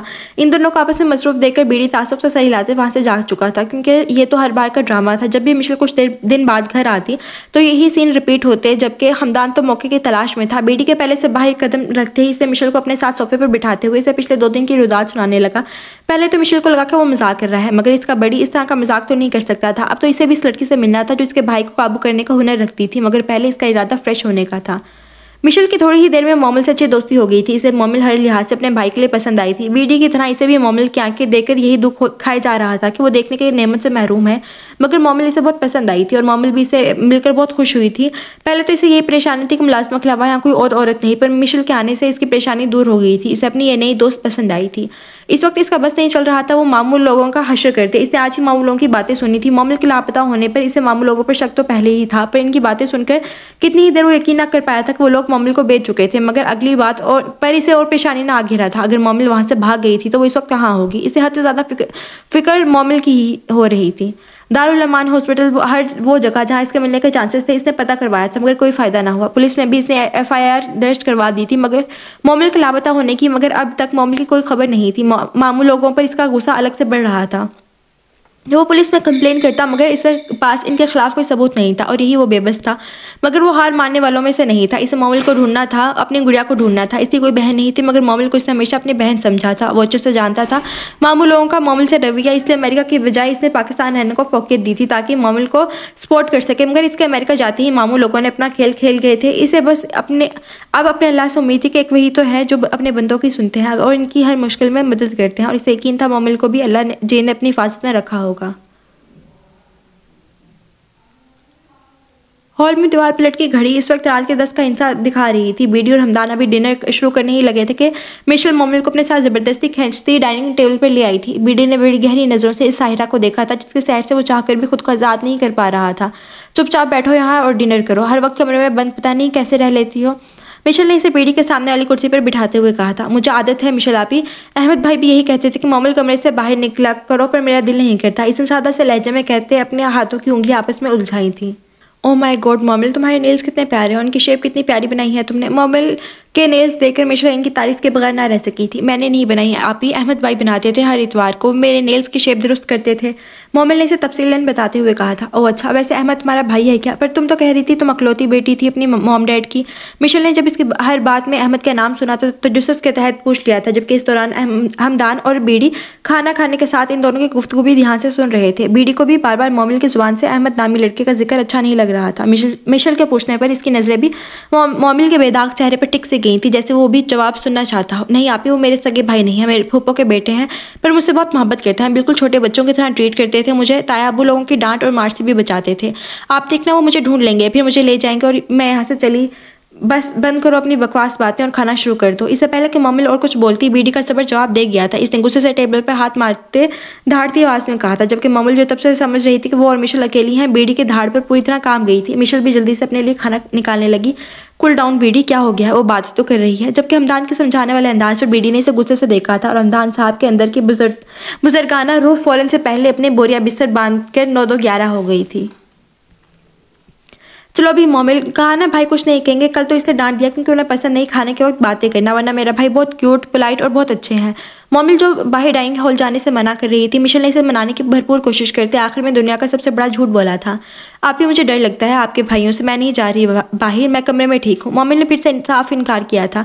पहले तो मुझे आप ही बोलना बंद करो, मैं सिर्फ तुमसे 2 साल बड़ी हूँ, और दूसरी बात, तुम्हारी पहली मुलाकात अच्छी नहीं रही उनसे, इसलिए तुम डर रही हो, मगर सच में मेरा यकीन करो, मेरे भाई बहुत अच्छे हैं। चलो तुम मेरे साथ, अब मैं तुम्हारी कोई बात नहीं सुन रही, चलो जल्दी जूता पहनो। मिशेल ने इसका हाथ पकड़कर पेट नीचे उतारते इसे कहा था और मोमिल भी खामोशी से इसके बात मानने लगी थी। सब लोग नाश्ता करके फारिग हो चुके थे। मिशेल और मोमिल हाल में दूसरे से बातें में मसरूफ बैठी थी, जबकि पास ही हमदान और बीडी किसी मौजूद पर बहस कर रहे थे। भाई आपको पता है आज मोमिल नाश्ते के लिए नहीं आ रही थी क्योंकि उसे लगता है आप उसे फिर से कल की तरह डांटेंगे। हालांकि आपने उसे अकेली को तो नहीं डांटा था, मुझे भी अपने साथ डांटा था, पर यह बेचारी तो सुबह ही नहीं आ रही थी, जबरदस्ती लेकर आई। वो दोनों जो एक दूसरे के साथ किसी इंपॉर्टेंट बात पर बहस कर रहे थे। मिशेल की बात पर दोनों ने बेक वक्त मोमिल की तरफ देखा था। अरे सिस्टर, आप हमसे क्यों डर रही हैं? अगर आप इस दिन के वाक़े की वजह से डर रही हैं तो आई एम सॉरी। दरअसल उस दिन हमने आपको गलत समझा था, लेकिन अब देखें ना, हमने उसके बाद आपसे किसी तरह की कोई सख्ती नहीं की। उस दिन हमें गलत फहमी हुई थी, और देखें अगर उस दिन वो गलत फहमी ना हुई होती तो ना जाने आप इस वक्त कहाँ होती, कहाँ दर दर की ठोकरें खा रही होती। जो कुछ होता है अच्छे के लिए होता है, और मुझसे डरने की तो बिल्कुल भी ज़रूरत नहीं है क्योंकि मैं बहुत नाइस पर्सन हूँ। नहीं यकीन तो मिशेल से पूछ ले। हाँ, अपनी अपनी ड्यूटी पर होता हूँ तो मैं सख्त हो जाता हूँ क्योंकि ड्यूटी के आगे कोई चीज़ नहीं, और अगर ड्यूटी पर थोड़ा सा भी नरम पड़ जाऊँ ना तो ये बीड़ी मेरी जान निकाल देगा क्योंकि उसे पसंद नहीं है ना काम के वक्त मस्तियाँ। वैसे भी बड़ा चिल पर्सन हूँ। मिशेल की बात का बीडी ने तो कोई जवाब नहीं दिया था, लेकिन हमदान ने फ़ौरन से अपने आप को क्लियर करने की कोशिश की, जबकि इसकी बात पर मोमिल हल्का सा मुस्कुराई थी और बेबी के दिल से आवाज़ आई थी, काश ये वक्त थम जाए और वो इस होशरबा को हमेशा ऐसे ही देखता रहे। हाँ बिल्कुल मोमिल, तो मैं इस इंसान से डरने की बिल्कुल भी ज़रूरत नहीं, ये तो पूरे का पूरा नमूना है, और अगर ये तुम्हें कुछ कहे ना तो तुम मुझे बताना, इसकी हड्डी पसली तोड़ना मेरा काम है। मिशेल की बात पर हमदान ने से घूरा और फिर मोमिल से मुखातिब हुआ, इस टाइम की बातें ना सुनो, ये तो वैसे भी मुझसे जल्दी है, पूरी की पूरी बिल बतौरी है। हमदान ने भी अपना पूरा बदला निकाला, जबकि मिशेल का मुँह तो इस बिस्ती पर पूरे का पूरा सुर्ख हो चुका था। इससे पहले कि उसे कोई करारा जवाब देती, बीडी ने इन दोनों को चुप करवाया। बंद करो तुम दोनों अपनी बकवास, और मिस मोमिल आप बेफिक्र रहे, यहाँ आपको कोई भी हर्ट नहीं करेगा। इनफैक्ट उस दिन के लिए सॉरी, हमें वाकई ही गलतफहमी हुई थी, हम अपने आपको कोई जासूस समझकर उठा लाए थे, लेकिन यहाँ मैं हमदान की बात को दोहराऊंगा कि वाकई जो होता है हमारी बेहतरी के लिए होता है। अगर उस दिन हम आपको ना लाते तो यकीनन या तो वो लोग आप तक पहुँच जाते जिनसे बचने के लिए आप भागी थी, या फिर किसी और इंसान नुमा जानवर का आप शिकार बन जाती। आई होप आप समझ चुकी होंगी। बीडी की बात सुनकर मोमिल ने आहिस्ता से अपनी गर्दन हिलाई, यानी वाकई में वो इनकी बात को सच मानती थी। आपसे कह रहे हैं, मैंने उस वक्त अपने अल्लाह से मदद मांगी थी और आप अल्लाह की भेजी हुई मदद साबित हुए, और आपका ये एहसान कभी नहीं उतार पाऊंगी। बीडी भाई, अयान खान, मेरा नाम अयान खान है। दूसरी बात, मैं तुम्हारा भाई नहीं, सो आज के बाद मेरे नाम के आगे ये भाई का दुमछला मत लगाना। बीडी ने इसकी बात बीच में टोकते अपना नाम बताया, जबकि मिशेल और हमदान की आंखें पूरी की पूरी खुल चुकी थीं। बीडी कब किसी को अपना नाम लेने देता था भला, यहाँ तक कि हमदान और मिशेल को भी अब इस चीज़ की इजाज़त ना थी। मिशेल तो वैसे ही इसे भाई कहती, जबकि हमदान तो एक बार बीडी से मार भी खा चुका था इसका नाम लेने पर। मोमिल को समझ ना आया कि वो बीडी को क्या कहे, इसलिए इसने खामोशी रहना बेहतर समझा। बीडी को उठकर जाता देखकर मिशेल और हमदान तीर की तेज़ी से इसके पीछे गए थे। आखिर अब इसे हिसाब भी तो लेना था। रुको बीडी, हमारी बात सुनो। वो जब भी अपने कमरे में दाखिल हुआ था, हमदान की आवाज़ सुनकर इसने पलट कर देखा, जहां हमदान और मिशेल अपने दोनों हाथ कमर पर टिकाए आंखें छोटे किए इसे ही देख रहे थे। क्या? इसने इन दोनों को खुद को घूरता देखकर कंधे उचकाते हुए पूछा था। ये क्या कह रहे थे तुम? नीचे अयान खान, तुम्हारा नाम अयान खान है और हम तुम्हें अयान बुलाएं तो हमें मार पड़ती है? हाँ, हालांकि हम तुम्हारे रिश्तेदार हैं, मैं तुम्हारा कज़न और ये तुम्हारी बहन, लेकिन हमें तुम्हारा नाम लेने पर पाबंदी है, और उस कल की आई लड़की को तुम अपना नाम लेने दे रहे हो। बीडी, ये तो ज्यादती हुई ना। हमदान ने लड़का औरतों की तरह हाथ घुमाते हुए एक्टिंग करने की आखिर की थी, जबकि मिशेल इसकी बातों पर हाँ में सर हिला रही थी, जैसे इसका भी यही नुक्ता नजर हो। बीडी को तो इन दोनों को देखकर हंसी आ रही थी, लेकिन वो होठों का कोना दांतों में दबाए अपनी हंसी छुपा गया था। तुम लोगों को इससे क्या प्रॉब्लम है? मेरी मर्जी, मेरा नाम, मैं जिससे मर्जी कहूँ इसे लेने पर, जिस पर मर्जी पाबंदी लगाऊँ, मेरा नहीं ख्याल कि तुम लोगों का इस पर लड़ना बनता है। और वैसे भी बीडी मेरा नाम दहशत का नाम है, और मैं नहीं चाहता कि मेरी होने वाली बीवी मुझसे डर के मुझे पुकारे, मैं चाहता हूँ मेरा नाम मोहब्बत सलीम मुझे चाहत से पुकारे। बीडी की बात सुनकर पहले तो हमदान और मिशेल ने समझने वाले अंदाज में सर हिलाया, लेकिन जैसे ही बात समझ में आई वो दोनों बीडी को देखकर एकदम चीख पड़े थे। वट होने वाली बीवी, क्या सच में? उन्हें समझ नहीं आ रहा था वो कैसे रिएक्ट करें, जबकि बीडी ने इनकी हालत देखते हुए कंधे उचकाए थे। बस मैंने फैसला कर लिया है शादी का, अब और अपने जज्बात से नहीं भाग सकता। वो मेरी मोहब्बत है और मुझे अपनी ज़िंदगी में चाहिए। ओ भाई, आप सोच नहीं सकते मैं कितनी खुश हूँ। ये हमदान तो कह रहा था कि आप उससे शादी नहीं करेंगे, जबकि मैंने तो कह दिया भाई पसंद करते हैं तो शादी भी करेंगे। मानती हूँ कि किसी ज़माने में आपने कहा था कि आपको शादी वादी के चक्कर में नहीं पड़ना, लेकिन भाई बंदे का मूड भी तो चेंज हो ही सकता है। और सच बताऊँ, मुझे मोमिल बहुत पसंद है, वो तो मेरी दोस्त भी बन चुकी है। और भाई मैं आपको बता नहीं सकती मैं कितनी खुश हूँ। मिशेल तो पागलों की तरह अपनी एक्साइटमेंट बयान करने लगी थी, लेकिन फिर अचानक इसके चेहरे पर पेशानी छा गई थी। पर भाई मोमिल कैसे मानेगी शादी के लिए? मेरा मतलब है वो नहीं मानेगी इस शादी पर। मिशेल ने दिमाग में आई बात बीडी से कह दी, जबकि हमदान ने भी इसकी हाँ मिलाई थी। अब ये तुम्हारा काम है मिशेल कि अपने भाई की होने वाली बीवी को तुम अपने भाई की बीवी बनने पर कैसे मनाती हो। बीडी ने सारा का सारा बोझ मिशेल के नाजुक कंधों पर डाल दिया था, जो सिर्फ दिखने में नाजुक थे। जबकि बीडी के कहने पर मिशेल ने फौरन भाव में आते अपने शर्ट का कॉलर पकड़ कर करते ही हाँ में सर हिलाया था। जी जी भाई, ये तो मेरे बाएं हाथ का खेल है, आपने टेंशन नहीं लेनी। मोमिल को मनाना मेरा काम, बस आप अपनी शेरवानी पसंद करें, हम इसी हफ्ते निकाह करेंगे। अब आप देखते जाएं कि मैं मोमिल को कैसे मनाती हूँ। मिशेल के कहने पर बीडी ने मुस्कुराते हुए इसे अपने गले लगाया था, क्योंकि वो जानता था कि अगर मिशेल ने कह दिया है तो इसका मतलब है कि वो मोमिल को मना लेगी। जबकि मिशेल और बीडी को गले लगता देकर हमदान ने भी मुस्कुराते हुए पीछे से इन्हें हक किया था। इनकी यही तो छोटी सी दुनिया थी और अब इसमें मोमिल ने भी शामिल होना था। वो इस वक्त अपने कमरे में बैठी सोच रही थी कि आखिर मोमिल को कैसे मनाएं। बीडी के सामने तो कल इसने शौक़ी दिखाते हामी भर ली थी कि मोमिल को मनाना इसका काम है, मगर अब हकीकत इसे इस बात की परेशानी थी कि वो आखिर मोमिल को मनाए तो मनाए कैसे। मगर अब जो भी था इसे मोमिल को मनाना ही था। आखिर इसने शौक़ी जो मार दी थी और अपनी शौक़ी का पास भी रखना था। अभी वो सोच ही रही थी कि अचानक इसकी आंखें चमकी थी, जैसे इसके शैतानी दिमाग में कोई बहुत अच्छा जुगाड़ आया था। अब इसका रुख मोमिल की तरफ कमरे की जानिब था। आखिर दिमाग में आए दलीलों से मनाना भी तो था और इसे पूरा यकीन था कि वो ये काम आसानी से कर लेगी। मोमिल इस वक्त हमदान के साथ लॉन में बैठी चाय के साथ बातें एंजॉय कर रही थी। इस हमदान के बारे में मिशेल के नमूने वाली बात बिल्कुल ठीक लगी थी। वो तकरीबन आधे घंटे से लॉन में हमदान के साथ बैठी थी और इस आधे घंटे में हमदान ने इसे इतना हंसाया था कि अब तो मोमिल के पेट में दर्द होने लगा था। वो न जाने इसे कौन कौन से किस्से सुना रहा था। इसे वाकई में हमदान एक जोली पर्सन लगा। हमदान की तरह वो भी इसे बिल्कुल बहनों की तरह ट्रीट कर रहा था। अभी हम अहमद इसे कोई और अपना पुराना किस्सा सुनाकर हंसने पर मजबूर करता। इससे पहले मिशेल की आवाज़ ने हमदान को खामोश होने पर मजबूर किया था। मोमिल, तुम यहाँ बैठी हो, मैं तुम्हारे कमरे में ढूंढ रही थी। मिशेल ने आती मोमिल से सवाल करते पास पड़ी कुर्सी को अपने बैठने के लिए सीधा किया था। जी मिशेल, दरअसल हमदान भाई मुझे यहाँ लॉन में ले आए थे।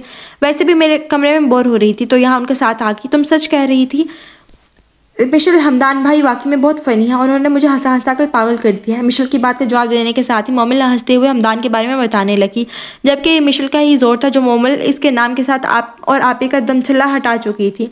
हाँ बिल्कुल, मैंने तो तुम्हें पहले ही कहा था, ये बिल्कुल नमूना है। मिशेल ने भी कंधे उचकाते हमदान के बारे में राय दी थी। हो गई तुम्हारी बकवास, तुम्हें तो वैसे ही मुझसे जलन होती है। जब देखो मेरे बारे में उल्टा सीधा बोलती रहती हो। अगर मैं नमूना तो तुम क्या हो? तुम भी तो नमूनी हो, बल्कि तुम बिलबतौरी हो। आई बड़ी मुझे कहने वाली कि मैं नमूना हूँ। मिशेल की बात सुनकर हमदान को तो जैसे आगे लग गई थी, जिसको सुनकर इसने अपने जुबान के जरिए बाहर निकालते मिशेल पर पूरी की पूरी बमबारी कर दी थी। तुमने अपनी बकवास बंद रखो, अभी मुझे तुमसे कोई बात नहीं करनी, मुझे अपने दोस्त से बात करनी है। मिशेल ने इसे घूरते हुए चुप करवाते अपना रुख मोमिल की तरफ किया था। आखिर अब इससे बात भी तो करनी थी। मोमिल, मुझे तुमसे बहुत ज़रूरी बात करनी है। मिशेल अपनी बात की तहमीद मानते हुए मोमिल से कहा था। हाँ कहो। मिशेल, इसमें पूछने वाली कौन सी बात है? मोमिल ने स्माइल पास करते मिशेल को बात जारी करने का कहा था। वो दरअसल मुझे तुमसे पूछना था तुम्हारी शादी के बारे में क्या ख्यालात हैं। मेरा मतलब है कि तुमने कभी सोचा है तुम्हें कैसे लड़के से शादी करनी है? मिशेल को समझ नहीं आ रहा था वो आखिर मोमिल को अपनी बात कैसे समझाए, जबकि मोमिल इसके बातों पर हैरान हो रही थी। क्या मतलब शादी के बारे में क्या सोचा? मुझे जैसी लड़की क्या सोचेगी? अगर मैं सोच भी लूँ तो मेरे बारे में कौन सोचेगा? आखिर कौन एक अंधी लड़की को अपनी बीवी बनाना चाहेगा? और मैं ऐसी फजूल बातें नहीं सोचती। नहीं नहीं मोमिल, ऐसा थोड़ी होता है। आखिर तुम्हें शादी तो करनी ही है। तुम इतनी खूबसूरत हो, कोई भी लड़का तुमसे शादी करने के लिए राजी हो जाएगा। वैसे मेरे पास तुम्हारे लिए एक बहुत अच्छा रिश्ता है, यकीन करो लड़का तुम्हें बहुत खुश रखेगा और सबसे बड़ी बात कि तुम हमेशा के लिए मेरे पास रह जाओगी। प्लीज़ यार, तुम शादी के लिए हाँ कर दो। मोमिल की बात सुनते मिशेल ने जल्दी से इससे गलतफहमी दूर करनी चाहिए कि कोई भी लड़का इसे शादी के लिए राजी नहीं होगा। आखिर वो उसके भाई की मोहब्बत थी, वो उसको कैसे डिसहार्ट कर सकती थी? ये आप क्या कह रही हैं मिशेल? मैंने कभी शादी के बारे में नहीं सोचा और ना ही मुझे कोई शादी वादी करनी है। मॉम ने मिशेल को मना करते हुए कहा था। अरे क्यों नहीं करनी शादी? क्या सारी ज़िंदगी यूं ही रहोगी पागल लड़की? बिना शादी के कैसे सारी ज़िंदगी गुजारोगी? तुम खुद ही तो कहती कि तुम्हें यहाँ ज़्यादा देर नहीं रहना। तुम्हारा वो कज़न ब्रदर जल्दी ही तुम्हें ढूंढ लेगा और अपने साथ ले जाएगा। लेकिन यार वो आखिर कब तक तुम्हें अपने साथ रखेगा? एक दिन तो उसकी भी शादी होनी है। अगर उसकी बेबी अच्छी ना निकली, वो तुम्हें बर्दाश्त ना कर सके, तो वो तुम्हारा बोरिया बिस्तर उठाकर घर से बाहर निकलवा देगी। और भाई जितने मर्जी अच्छे हों, बीवियों के आने के बाद बदल ही जाते हैं। वो तो फिर तुम्हारा कज़न ब्रदर है। मैं तुम्हें बता रही हूँ ना, मेरे पास बहुत अच्छा रिश्ता है। इनफैक्ट लड़का बहुत ही अच्छा और हैंडसम भी है। तुम सोच रही होगी कि कौन सा लड़का है मेरे पास, तो यार मेरा अपना खुद का हैंडसम भाई हमदान के बारे में मत सोचो, मत सोचना। मैं अपने भाई की बात कर रही हूँ, बीड़ी भाई की। ओ सॉरी, तुम्हारे लिए तो वो अयान है ना। तो बताओ, तुम करो कि मेरे भाई से शादी, वो तुम्हें बहुत खुश रखेंगे। और तुम्हारे कज़न को तुम नहीं मिल रही ना, तो क्या टेंशन, मेरा भाई है ना, वो तुम्हारे कज़न को ढूंढ लेगा। फिर अपने भाई से मिल लेना। ऐसे ही इतनी बड़ी दुनिया में वो तुम्हें कहाँ ढूंढेगा? और अगर वो तुम्हें ना ढूंढ पाया तो इसीलिए कह रही हूँ कि शादी कर लो। वैसे भी मेरा भाई बहुत अच्छा है और जानती है वो तुम्हें पसंद भी करते हैं। मिशेल तो पूरी रिश्ते वाली आंटी ही बन गई थी। इसने आज बस मोमिल को शादी के लिए राजी करना था। ज़्यादा बोलने की आदत तो इसे शुरू से ही थी, तो बस दलीलें देना तो इसके बाएं हाथ का काम था। और मोमिल को भी मिशेल की बात बिल्कुल ठीक लगी। आखिर कब तक वो दूसरों के सहारे पर रहती। और अहमद भाई ना ढूंढ पाए तो इसे तो अगर ढूंढ भी लिया तो मुश्किल। मिशेल की बात बिल्कुल ठीक थी, उनकी भी तो शादी होनी है। अगर उनकी बेबी इसे पसंद ना करे तो वाकई में वो कहाँ जाएगी? पर मिशेल, मैं कैसे अयान भाई से शादी कर सकती हूँ? मेरा मतलब है अयान सर से। और तुमने कहा वो मुझे पसंद करते हैं। भला एक शख्स एक अंधी लड़की को कैसे पसंद कर सकता है? मोमिल ने फिर से शादी से ना सा इनकार किया, जबकि इस बार मिशेल के बजाय हमदान ने इसकी बात का जवाब दिया, जो कब से इन दोनों की बातें सुन रहा था। मोमिल, तुम बिल्कुल बेफिक्र रहो। मिशेल बिल्कुल ठीक कह रही है। बीडी वाकई तुम्हें बहुत पसंद करता है और वो तुम्हें बहुत खुश भी रखेगा। इस बात की गारंटी तो तुम्हारा ये भाई देता है। मैंने तुम्हें बहन कहा ही नहीं बल्कि बहन माना है। इसलिए अपने इस भाई पे भरोसा करते तुम शादी के लिए हाँ करो। और वैसे आपस की बात है, बीडी से शादी करके तुम्हें बहुत से फायदे होने वाले हैं। हमदानी से भाई का मान देते हुए शादी के लिए राजी होने को कहा और आखिर में राजदाराना लहजे में शादी होने के फायदे के बारे में बताने लगा। अच्छा वो कौन से? मोमिल ने हैरत से पूछा। मतलब तुम्हारी वो सारी ख्वाहिशात जो पूरी नहीं हुई वो तुम बीडी से करवा सकती हो। अब की बार मिशेल ने जवाब दिया। मसलन मोमिल को अभी भी समझ नहीं आई थी कि जबकि इसके इस तरह पूछने पर हमदान और मिशेल ने एक दूसरे को शारती नज़रों से देखा। इनके नज़रों से वाज़ेह था कि बीडी की खैर नहीं। और फिर दोनों मिलकर मोमिल को उल्टी सी पट्टियां पढ़ाने लगे, जो इनके मुताबिक शादी के फ़वाइद थे। मगर आने वाले वक्त गवाह था कि मुस्तकबिल में बीडी की खैर नहीं थी और वो इन्हें मोमिल को शादी के लिए मनाने का कहकर पछताने वाला था।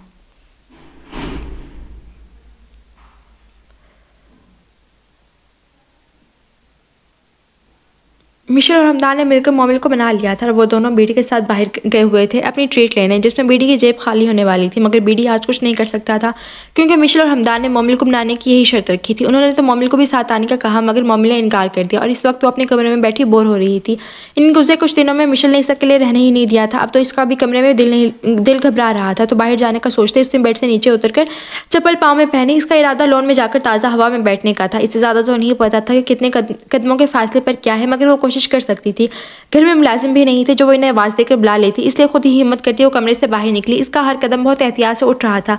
अब इसने चंद कदम ही उठाए थे कि इसका पैर पूरी सामने पड़ी किसी चीज़ से बुरी तरह से टकरा गया, जिसकी वजह से इसका तवाज़ुन बिगड़ा और वो बुरी तरह मुंह के बल गिरी और इसका सर सामने पड़े टेबल से जोर से लगा और वो होश और हवास से बेगाना हो गई।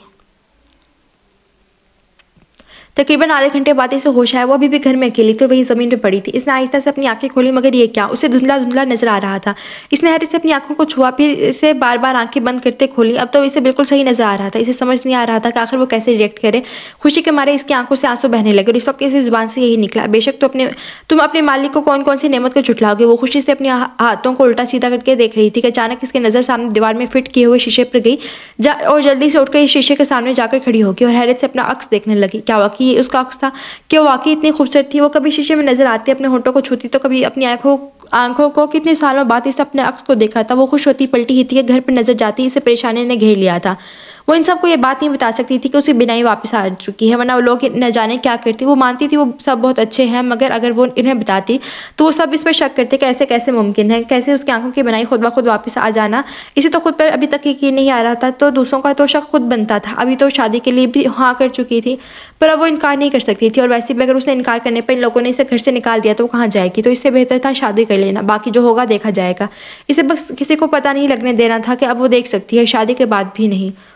यार मोमिल सच में बहुत मज़ा आया, हमें तुम भी साथ चलती यार, सच में भाई का मुंह देखने वाला था। आज सारे अगले पिछले हिसाब पूरे किए हैं मैंने, और मेरे बड़ी ने पूरी जेब खाली करवा कर आए हैं भाई की। मिशेल जो अभी पैलेस में दाखिल हुई थी, सामने सोफे पर मोमिल को बैठा देखकर इससे पास जाकर धड़ाम से सोफे पर गिरते बैठने लगी, जबकि मोमिल तो इस लड़की को देखती रह गई थी जो ब्लैक कलर की पैंट शर्ट पर रेड कलर की जैकेट पहने इसके साथ बैठी थी, बालों को पोनी टेल में कैद किए, मेकअप से पाक चेहरे लिए। वो मोमिल को इस बात का एतराफ़ करने पर मजबूर कर गई थी कि सामने मौजूद लड़की खूबसूरती की मूर्त थी, जबकि बात के दौरान मुस्कुराते हुए इसके गालों पर पड़ते डिंपल इसे और खूबसूरत बनाते थे। लेकिन इस पर कुछ भी जाहिर के बगैर मोमिल इसकी बातें वक्त मुस्कुराई थी। नहीं मिशेल, मैं घर में ही ठीक हूँ, मेरे बाहर जाने का क्या फ़ायदा, मैं घर में ही ठीक हूँ।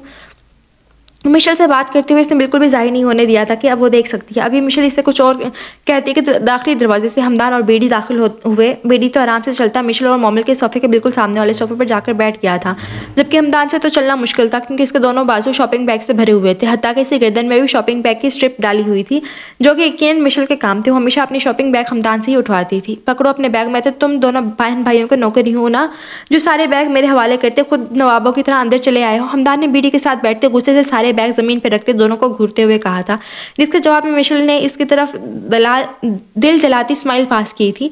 मोमिल ने सामने बैठे दोनों खूबसूरत नौजवानों को देखा था। हमदान को तो उसकी आवाज़ से पहचान चुकी थी, जबकि वो दूसरा यकीनन अयान था जिससे इसकी शादी होने वाली थी। इसने इस पर बस एक नज़र डाली थी और जल्दी से नज़र झुका ली थी। एक तो इसके दिल की धड़कन बहुत तेज़ हो गई थी, दूसरा बीडी की बेबाक नज़रें इसी पर थी जिससे वो कंफ्यूज हो रही थी। मोमिल, तुम्हें पता है तुम्हारी शादी के सारे जोड़े भाई ने खुद सिलेक्ट किए हैं, सच में यार बहुत प्यारे हैं, तुम तो इसमें पूरी की पूरी क़यामत लगोगी। मिशेल की पहली बात पर जहाँ वो हैरान हुई थी, तो वहीं दूसरी आखिरी बात पे इसे गाल गुलाबी हुए थे। ओ माय गॉड मोमिल, तुम शर्मा रही हो, सो स्वीट यार। मिशेल ने इसे फिर से छेड़ा था, इसके शर्माने पर बीडी के दिल की भी बीट मिस हुई थी। मोमिल, तुम्हें मजे की बात बताऊं, कल से शादी के फंक्शन शुरू होंगे और तुम्हारा ये भाई लड़की वाला होगा और ये चुड़ैल लड़के वाली होगी।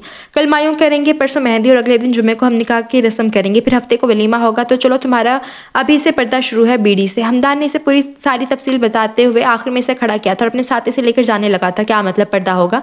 बीडी ने एकदम से इनका रास्ता रोका था। ओ हेलो, मैं दुल्हन का भाई हूँ, तो ये मेरा फैसला है कि मेरी बहन से तुम्हारा पर्दा है। अब जाओ शाबाश, अपना काम करो।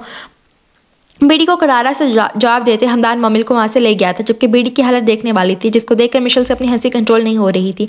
बात तो बिल्कुल सही कहकर गया है हमदान, अब मोमिल को आपसे पर्दा बनता है। अब जाएं शाबाश, अब कमरे में अपने और आराम करें, 2 दिन की ही तो बात है, फिर तो हमेशा के लिए आपके सामने और पास रहेगी।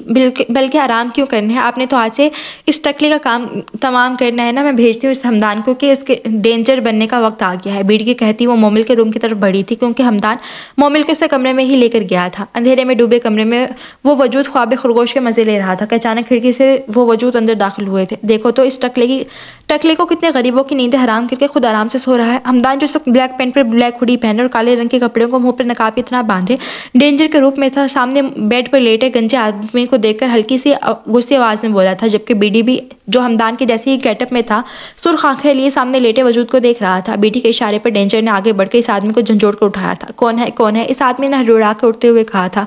तेरी मौत, बीडी सफाक लहजे में जवाब दिया था। बीडी हो? इस आदमी ने डरते हुए पूछा था। अरे वाह, बड़ी जल्दी पहचान गए तुम तो, वैसे मैं भी इधर ही हूँ मिस्टर टकले। डेंजर ने इसका ध्यान अपनी तरफ कराया था। तुम कौन हो? अरे मुझे नहीं पहचाना, मैं डेंजर हूँ यार। डेंजर यानी खतरा, और जहाँ बीडी होगा वहाँ डेंजर तो होगा ना, और जहाँ डेंजर होगा वहाँ बीडी होगा। डेंजर इस आदमी के साथ बैठते पहली बात तो ऐसे बोला जैसे इसके बचपन का दोस्त हो, आखिरी बात कहते इसका लहजा पुरस्रार था। हाँ तो मिस्टर हमदान, सुना है आपको बड़ा शौक है ना लोगों की ज़मीनें हथियाने का और इन्हें ब्लैकमेल करने का, तो इसलिए इनके घर की औरतों को बेआबरू करते हो। बीडी के बात करते हाथों में चाकू लिए अपनी तरफ आता देखकर वो आदमी जिसका नाम भी हमदान था डर के मारे रोते बीडी के पाँव में बैठ गया था। बीडी, मुझे माफ़ करो प्लीज़, माफ़ कर दो, मैं सबको उनकी ज़मीनें वापस कर दूंगा, पर मुझे मत मारो। वो आदमी मौत को सामने देकर ज़िंदगी की भीख मांगने लगा था। अच्छा तुझे छोड़ दें, तुझे कमीने को जिसने खानदानों के खानदान उजाड़ दिए और अब खुद मौत को देखकर तुम्हें डर लग रहा है, कमीने इंसान। बीडी के बजाय डेंजर ने आगे बढ़कर इस शख्स के मुंह पर 2 थप्पड़ लगाते कहा था, जबकि बीडी अपने मुंह से कपड़ा हटा चुका था, जिसका मतलब था उस आदमी की सांसें खत्म होने का वक्त आ चुका है। बीडी की तरह हमदान ने भी अपने चेहरे से कपड़ा हटा दिया था और इस आदमी को पकड़कर बीडी से कुछ फासले पर घुटनों के बल बिठाते पीछे से इसका मुंह पर किया, जिससे इसकी गर्दन वाज़ेह हुई थी। वो आदमी अपने आप को छुड़ाने की कोशिश करते चीख रहा था, मगर कमरा साउंड प्रूफ होने की वजह से आवाज़ कमरे से बाहर नहीं जा रही थी। गुड बाय मिस्टर हमदान, बीडी ने अपना चेहरा इसके मुंह के करीब लाते इस फाके से कहते अगले ही लम्हे से गर्दन पर चाकू चला चुका था, जिससे इस शख्स का पूरा वजूद दर्द की वजह से झटके खाता नीचे ज़मीन पर गिरा था। मर गया साला, मेरे नाम को बदनाम करता है। डेंजर ने इसे तड़प तड़प कर मरने के बाद इसकी लाश को देखा था। चलो हम भी चलें, बीडी ने इसे कहते वापस अपने चेहरे को कवर किया था और डेंजर भी अपने चेहरे को कवर करते बीडी के पीछे खिड़की की तरफ बढ़ा था। वो वहाँ खड़ी गाड़ी में इन दोनों का इंतजार कर रही थी। इसका काम इस आदमी के घर और इसके आसपास के कैमरों को हैक करना था, जो वो सरंजाम दे चुकी थी। वो अब आराम से गाड़ी के बैक सीट पर लेटी मजे से अपनी फेवरेट स्लेंटी खा रही थी कि वो दोनों गाड़ी में आकर बैठे थे। चलो मिशेल, कैमरा को सही कर दो, काम हो गया, हमदान ने पीछे मुँह करते इससे कहा था, जिस पर इसने अपने हाथ में मौजूद लैपटॉप पर कुछ उंगलियां चलाई। हो गया बड़ी, वैसे मजे की बात बताऊँ, मैंने कार्टून मूवीज़ डाउनलोड की हैं, यहाँ किसी के वाईफाई के सिग्नल बहुत अच्छे आ रहे थे। अब घर जाकर देखेंगे, साथ कुछ स्नैक्स भी खाएंगे, पर तुम्हारे कमरे में तुम मेरे कमरे में गंद बहुत डालते हो। मिशेल ने हमदान को खुश होते बताया, जिसके बदले में हमदान का रिएक्शन बहुत खुशी से भरपूर था। जबकि बीडी जो गाड़ी ड्राइव कर रहा था, इन दोनों पर तासुब करता रह गया था, जो अभी तक कार्टून के दीवाने थे। ऐसा नहीं था कि उन्हें इंटरनेट की सहूलत नहीं थी, इनके पास हर वक्त इंटरनेट की सहूलत मौजूद थी। इस वक्त भी इनकी गाड़ी में डिवाइस मौजूद थी, मगर इन दोनों को मुफ्त की चीज़ों से इश्क था, इसीलिए आसपास के वाईफाई को हैक करते रहते थे। अब वो जानता था दोनों ने यही घर में कमरे में घुस जाना था और सारी रात मूवीज़ देखनी थी और अगला सारा दिन उन्होंने सोना था। वो दोनों इस वक्त सोफे पर बैठे नींद में झूल रहे थे। मिशेल का सर हमदान के कंधे पर था और हमदान का सर मिशेल के सर पर टिका हुआ था। सारी रात मूवीज़ देखते वो फजर की नमाज पढ़कर सोए थे, मगर बीडी ने इन्हें 2 घंटे बाद ही उठा दिया था। वो दोनों आंखों में नींद लिए ज़बरदस्ती सोफे पर बैठे हुए थे। तुम दोनों अपनी सुस्ती भगाते हो या मैं तुम लोगों की मदद करूँ? बीडी ने जब उन्हें वहाँ बैठे नींद में गुम होते देखा तो करख्त आवाज़ में बोला था, जबकि इसकी आवाज़ सुनते ही वो दोनों हड़बड़ाकर सीधे हुए थे। नहीं नहीं, हम तो सुस्ती नहीं दिखा रहे, हम तो उठ गए हैं, तुम्हें कुछ कहने की जरूरत नहीं है। क्यों मिशेल? हमदान ने जल्दी से कहते आखिर में मिशेल को भी घसीटा था। जी जी भाई, हम अभी फ्रेश होकर आते हैं, फिर हमने लॉन भी सजाना है फंक्शन के लिए। चलो बड़ी जल्दी से हम फ्रेश होकर अपना काम खत्म करें। मिशेल ने भी जल्दी से हमदान की हामी हाँ मिलाते हुए कहा था और आखिर में हमदान का हाथ पकड़कर इसे अपने साथ घसीट के लेकर जाने लगी।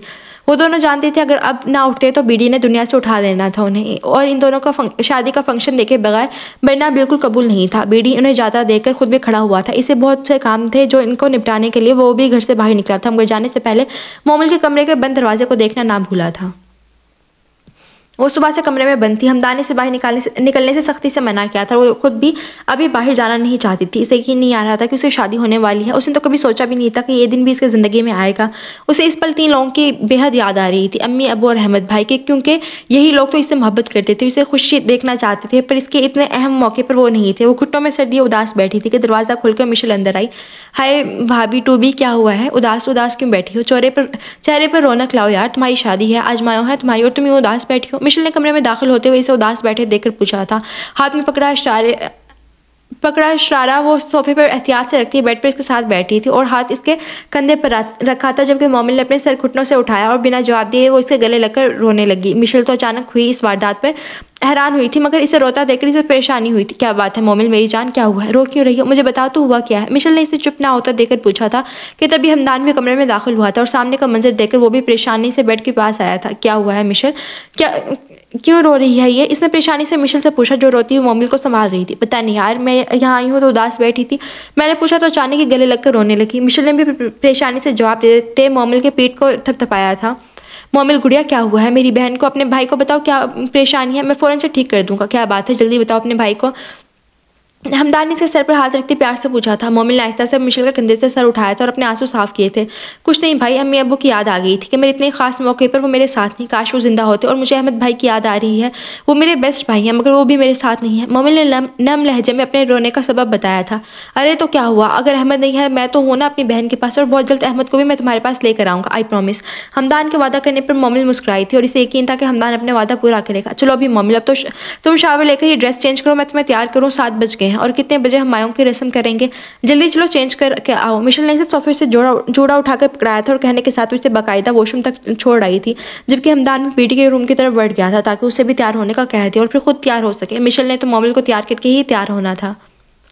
वो बीडी के कमरे में आया तो इसे न्यूज़ देखते पाया जहां हमदान पाशा के कत्ल की न्यूज़ चल रही थी। ये हमदान पाशा का भाई बहुत ज़्यादा नहीं उछल रहा बीडी। हमदान ने सामने चलते न्यूज़ चैनल के मंजर को देखा था जहां कमाल पाशा अपने भाई की मौत पर बेहद गुस्से में था और उसका दावा था कि वो बीडी को छोड़ने वाला नहीं है। उछलने दो, इसे वैसे भी अगली बार इसी की है, बीडी ने टीवी बंद करते हुए कहा था। और वैसे बीडी, कल उस टकले की आंखों में चाकू मारते तुम एक पल के लिए रुके क्यों थे? हमदान ने कल से दिमाग में चलता सवाल किया था। कुछ नहीं, बस वैसे ही, बीडी ने इसे टालते हुए कहा था। अब उसे क्या बताता? इस वक्त उसे मोमिल की आंखें याद आई थी, इसलिए उसके हाथ कुछ पल के लिए रुक गए थे। अच्छा चलो तुम तैयार हो जाओ, जल्दी से हल्दी की रस्म करनी है, हमदान बीडी से कहते कमरे से बाहर निकला था, जबकि बीडी वॉशरूम की तरफ बढ़ गया था। इन लोगों ने घर में ही छोटा फंक्शन अरेंज किया था जिसमें पैलेस के सारे मुलाजिम और वो चारों ही शामिल थे। मिशेल और हमदान ने मिलकर सारी डेकोरेशन खुद की थी जो कि बहुत खूबसूरत हुई थी। अभी भी वो दोनों मिलकर मोमिल और बीडी को खूब तंग कर रहे थे जो इनके बनाए गए स्टेज पर मायों के कपड़े पहने तैयार बैठे थे। बीडी इसे बस इन्हें घूर ही सकता था क्योंकि इससे भी कुछ बोलने की इजाज़त ना थी। हमदान और मिशेल ने पहले ही से कह दिया था कि वो शादी वाली सारी रस्में करने वाले हैं और अभी इन दोनों ने बीडी और मोमिल को पूरे का पूरा हल्दी से नहला दिया था। मोमिल तो ये सब बहुत इंजॉय कर रही थी। हल्दी के गिरारे में हल्का हल्का मेकअप किए वो बहुत खूबसूरत लग रही थी। मिशेल ने इसे खुद तैयार किया था। दूसरी तरफ बीडी भी कम नहीं लग रहा था। इसने पहली बार कुर्ता पैजामा पहना था जो मोमिल के इशारे का हम रंग था और इस पर जश्न भी बहुत रहा था। बीडी और मोमिल को एक साथ ही बिठाया गया था मगर इनके दरमियान पर्दा डाला गया था जिसके सबब बीडी इस दिलरुबा को देखने से कासिर था और ये बात इसे मजीद गुस्सा दिला रही थी। इस बार तो बीडी को घूरियों और धमकियों का भी वो दोनों हल्के में ले रहे थे। सो बीडी भी शादी के बाद इनसे हिसाब लेने का सोच कर चुप बैठ गया था। फंक्शन के बाद वो सब थक हार के अपने अपने कमरों में सोने चले गए थे और ख्वाब खरगोश के मज़े ले रहे थे। कल के फंक्शन हाल में था जहां अयान अहमद और हमदान के बिजनेस पार्टनर्स ने भी शामिल होना था क्योंकि दुनिया के सामने वो बिजनेसमैन थे और कोई भी इसकी असलियत नहीं जानता था। इसलिए दुनिया दिखावे के लिए इसे शादी धूमधाम से करनी थी। उन लोगों को भी शामिल करना था जो इसके आसपास थे और फिर मोमिल को भी इसके बारे में अभी कुछ पता नहीं था। इस वजह से भी वो उन नॉर्मल लोगों की तरह शादी करने वाला था। इस वक्त हॉल में हर तरफ चहल पहल थी। मर्द हज़रात तो अपने बिजनेस की बातों में मसरूफ़ थे। ख़वातीन एक दूसरे के ज़ेवरात और कपड़ों की कीमत पूछने और बताने में मसरूफ़ थी और लड़के लड़कियां अपनी सेल्फीज़ लेने में मसरूफ़ थे। गर्ज ये कि तमाम लोग अपने आप में मगन थे। वहीं स्टेज के पास बीडी ग्रीन कुर्ता जिसके दाएं बाजू पर कंधे से लेकर कोहनी तक गोल्डन कलर की कढ़ाई हुई थी और सफ़ेद पजामा पहने हमदान के साथ बातों में मसरूफ़ था जिसने उसके जैसा सेम कुर्ता पजामा पहना हुआ था मगर इसे कुर्ते का रंग मेहंदी था। हॉल की डेकोरेशन मुख्तलिफ रंगों के फूलों से की गई थी मगर ज़्यादा नुमाया गेंदे के फूल था। तमाम लोगों के कपड़ों का थीम भी मेहंदी रंग के थे सवाए दूल्हा दुल्हन के जिनके ड्रेसेस डार्क ग्रीन कलर के थे। सब अपने आप में मगन थे कि अचानक हॉल की तमाम लाइट्स ऑफ हो गई और पूरा हॉल ओ की आवाज़ से गूंज उठा था कि तभी स्पॉट लाइट्स ऑन हुई और इनका फोकस दाखिली दरवाजे पर था जहाँ से वो मिशेल का हाथ पकड़े हॉल में दाखिल हुई थी। इन दोनों के लहंगे भी बीडी और हमदान के ड्रेसिंग की तरह सेम थे बस रंग का फ़र्क था। मोमिल का लहंगा ग्रीन और मिशेल का मेहंदी रंग का था। लहंगे की कुर्तियाँ लॉन्ग थी जिनके बाजू पर गोल्डन तिल्ले का काम नहायत नफासे से हुआ था मगर बारीकियों का हिस्सा बिल्कुल सादा था। बाजों की तरह का सेम गोल्डन कलर का बारीक और नफीस तिल्ले के काम से पूरी लहंगे पर भी किया गया था। वो दोनों आज बुलेट से तैयार होकर आई थी। मिशेल खुद ही गाड़ी ड्राइव की थी। हमदान ने तो पिक एंड ड्रॉप की ऑफ़र की थी जो बड़ी आसानी से रद्द कर गई थी। इसे कभी किसी पर डिपेंड होना पसंद नहीं था। वो दोनों ही पहली बार इतनी तैयार हुई थी और बेहद खूबसूरत लग रही थी। मिशेल ने बाल खुले छोड़े थे मगर मिशेल का जोड़ा करके जबकि मोमिल का जोड़ा करके घूंघट निकाला गया था। ये हुक्म बीडी का ही था क्योंकि वो अपनी बीवी को शॉपीस की तरह सबको दिखाने में इंटरेस्टेड नहीं था और ना ही लोगों की गंदी नज़रें वो अपनी बीवी पर बर्दाश्त कर सकता था। स्टेज के पास पहुंचते ही बीडी ने आगे बढ़कर मिशेल के हाथ से इसका हसीने का हाथ अपने हाथ में थाम लिया था और इसे लिए स्टेज पर चढ़ा। इसके मोमिल का हाथ थामने पर हाल में मौजूद तमाम लोगों ने हुटी की थी। मोमिल को स्टेज पर रखे सोफे पर बिठाते वो खुद भी इसके साथ बैठ गया था। इन दोनों को साथ बैठा देखकर हॉल में मौजूद लड़कियों ने हसरत से इस जोड़ी को देखा था। हर लड़की की यही ख्वाहिश थी कि काश मोमिल की जगह वो होती मगर वो यान खान को भी अच्छे से जानती थी कि वो उनकी तरफ देखने वाला भी नहीं था। मेहंदी की रस्म सबसे पहले बाकिर ने की थी जो पेशे के लिहाज से DSP थे। वो बीडी सारी हकीकत से वाकिफ़ थे। इनफैक्ट बीडी को शिकार वही देते थे क्योंकि वो जानते थे कि हमारा कानून सिर्फ अमीरों को सुनता है और गरीबों को पैसा खाता है। इसीलिए वो हमेशा ऐसे केसेस की फाइल बीडी को देते जिनमें इंसाफ ना हुआ हो। वो बीडी के वालिद के बेस्ट फ्रेंड रह चुके थे इसीलिए बीडी भी इनकी बहुत इज्जत करता था। वाह बरखुरदार, मुझे तो लगा था तुम वाकई कभी शादी नहीं करोगे मगर यकीन जानो मुझे बेहद खुशी हुई जब तुम्हारी शादी का सुना। बाकिर साहब ने बीडी के पास बैठते इसकी पीठ थपथपाते हुए कहा था जबकि बीडी महज मुस्कुराया था। वो नहीं आई जिसको ढूंढ रहे हो कल आएगी। सो आज अपनी गर्दन को घुमा घुमा कर इधर उधर देखना बंद करो। यही ना हो कि गर्दन ही टूट जाए तुम्हारी। मिशेल ने हमदान के करीब आते कहा जो कब से गर्दन घुमा घुमा कर पूरे हाल में नजर दोहरा रहा था। तुम्हें कैसे पता वो नहीं आएगी? हमदान तो पहले पकड़े जाने पर शर्मिंदा हुआ फिर जब सामने मिशेल को देखा तो हैरत से पूछने लगा। फ़ोन पर बताया उसने और अभी बाकर अंकल ने भी बताया है कि उसे आज काम था इसलिए नहीं आई फिर कल आएगी। मिशेल ने सामने स्टेज की तरफ देखते ही से तफसील बताई थी जबकि इसी बात सुनकर हमदान का मुंह उतर गया था। मेहंदी का फंक्शन बहुत अच्छा गुजरा था। अब तमाम मेहमान जा चुके थे और वो चारों भी निकलने की तैयारी में थे। मोमिल तो काफ़ी थक गई थी जबकि हमदान और मिशेल का मूड घर जाकर ढोलकी बजाने का था मगर बीडी उन्हें मना कर चुका था क्योंकि रात के 1 का टाइम हो चुका था और कल भी काफ़ी काम थे इसलिए उन्हें घर जाकर सोने की तलकीन करते इसने गाड़ी स्टार्ट की थी। वो खुद भी एक जगह बैठ कर थक चुका था। सुबह के 9 बज रहे थे और वो तीनों डाइनिंग हॉल में बैठे नाश्ता कर रहे थे। मोमिल को नाश्ते कमरे में दे दिया गया था। हमदान, मैंने तुम्हें काम दिया था, हो गया वो काम? बीडी ने हमदान से अचानक सवाल पूछा। हाँ वो काम हो गया, बल्कि मैं खुद गया था और यकीन से कह रहा हूँ कि वो कल आएगा।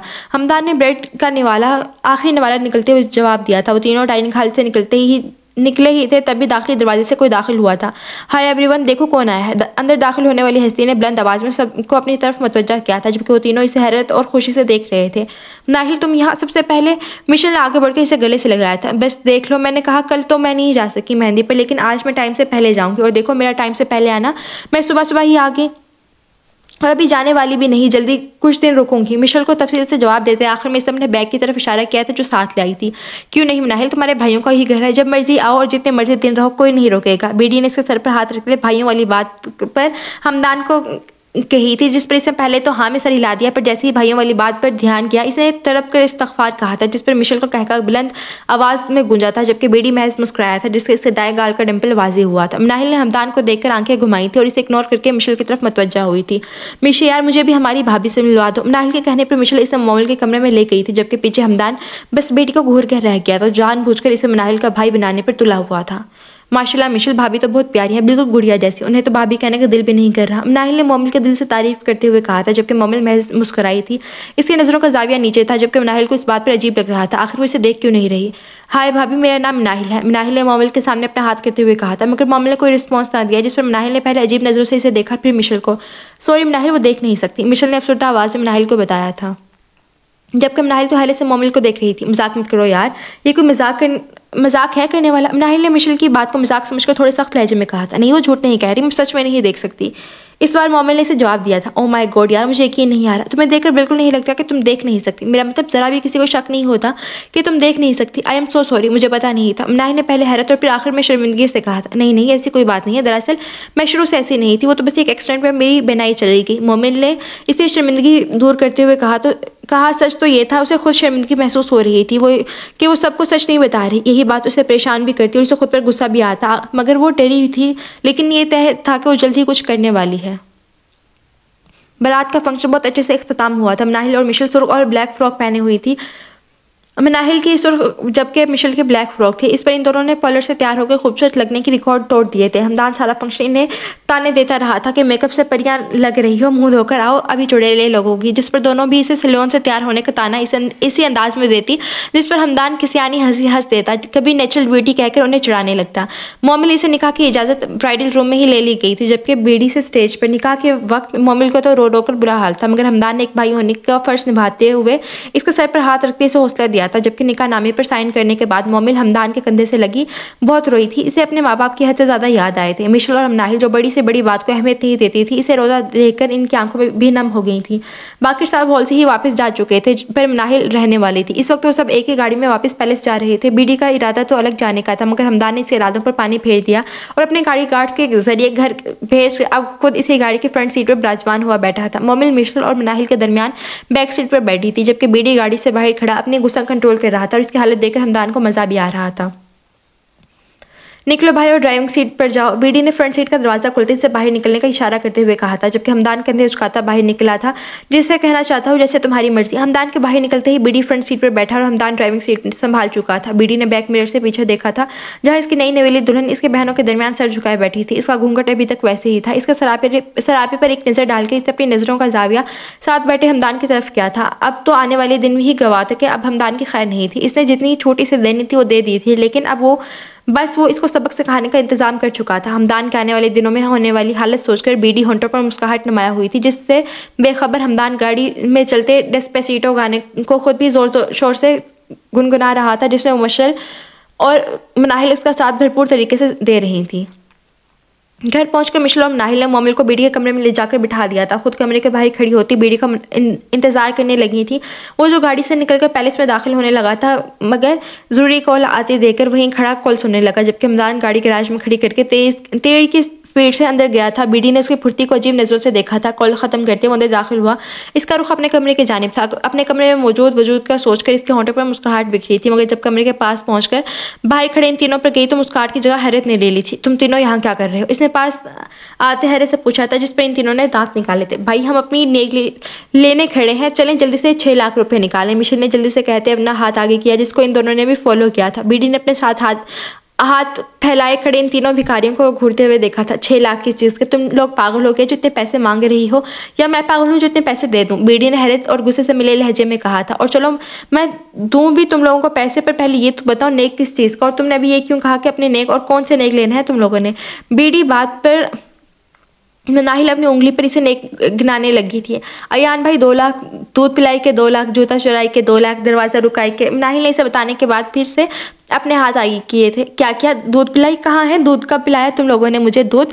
जो आप पैसे मांग रही हो, वैसे भी ये रस्म लड़कियों की बहनें करती हैं, और तुम्हें शर्म नहीं आती कि ईमानदार डीएसपी की बेटी होकर चोरी की बात कर रही हो? ये रस्म भी लड़कियों की बहनें करती हैं। और तीसरा, मैंने कब कहा मेरे दरवाजे के बाहर खड़े हो? तो किस चीज़ के तुम लोगों को पैसे? चलो निकलो यहाँ से, कोई पैसे नहीं मिलने, और इस नमूने को भी लेकर निकलो।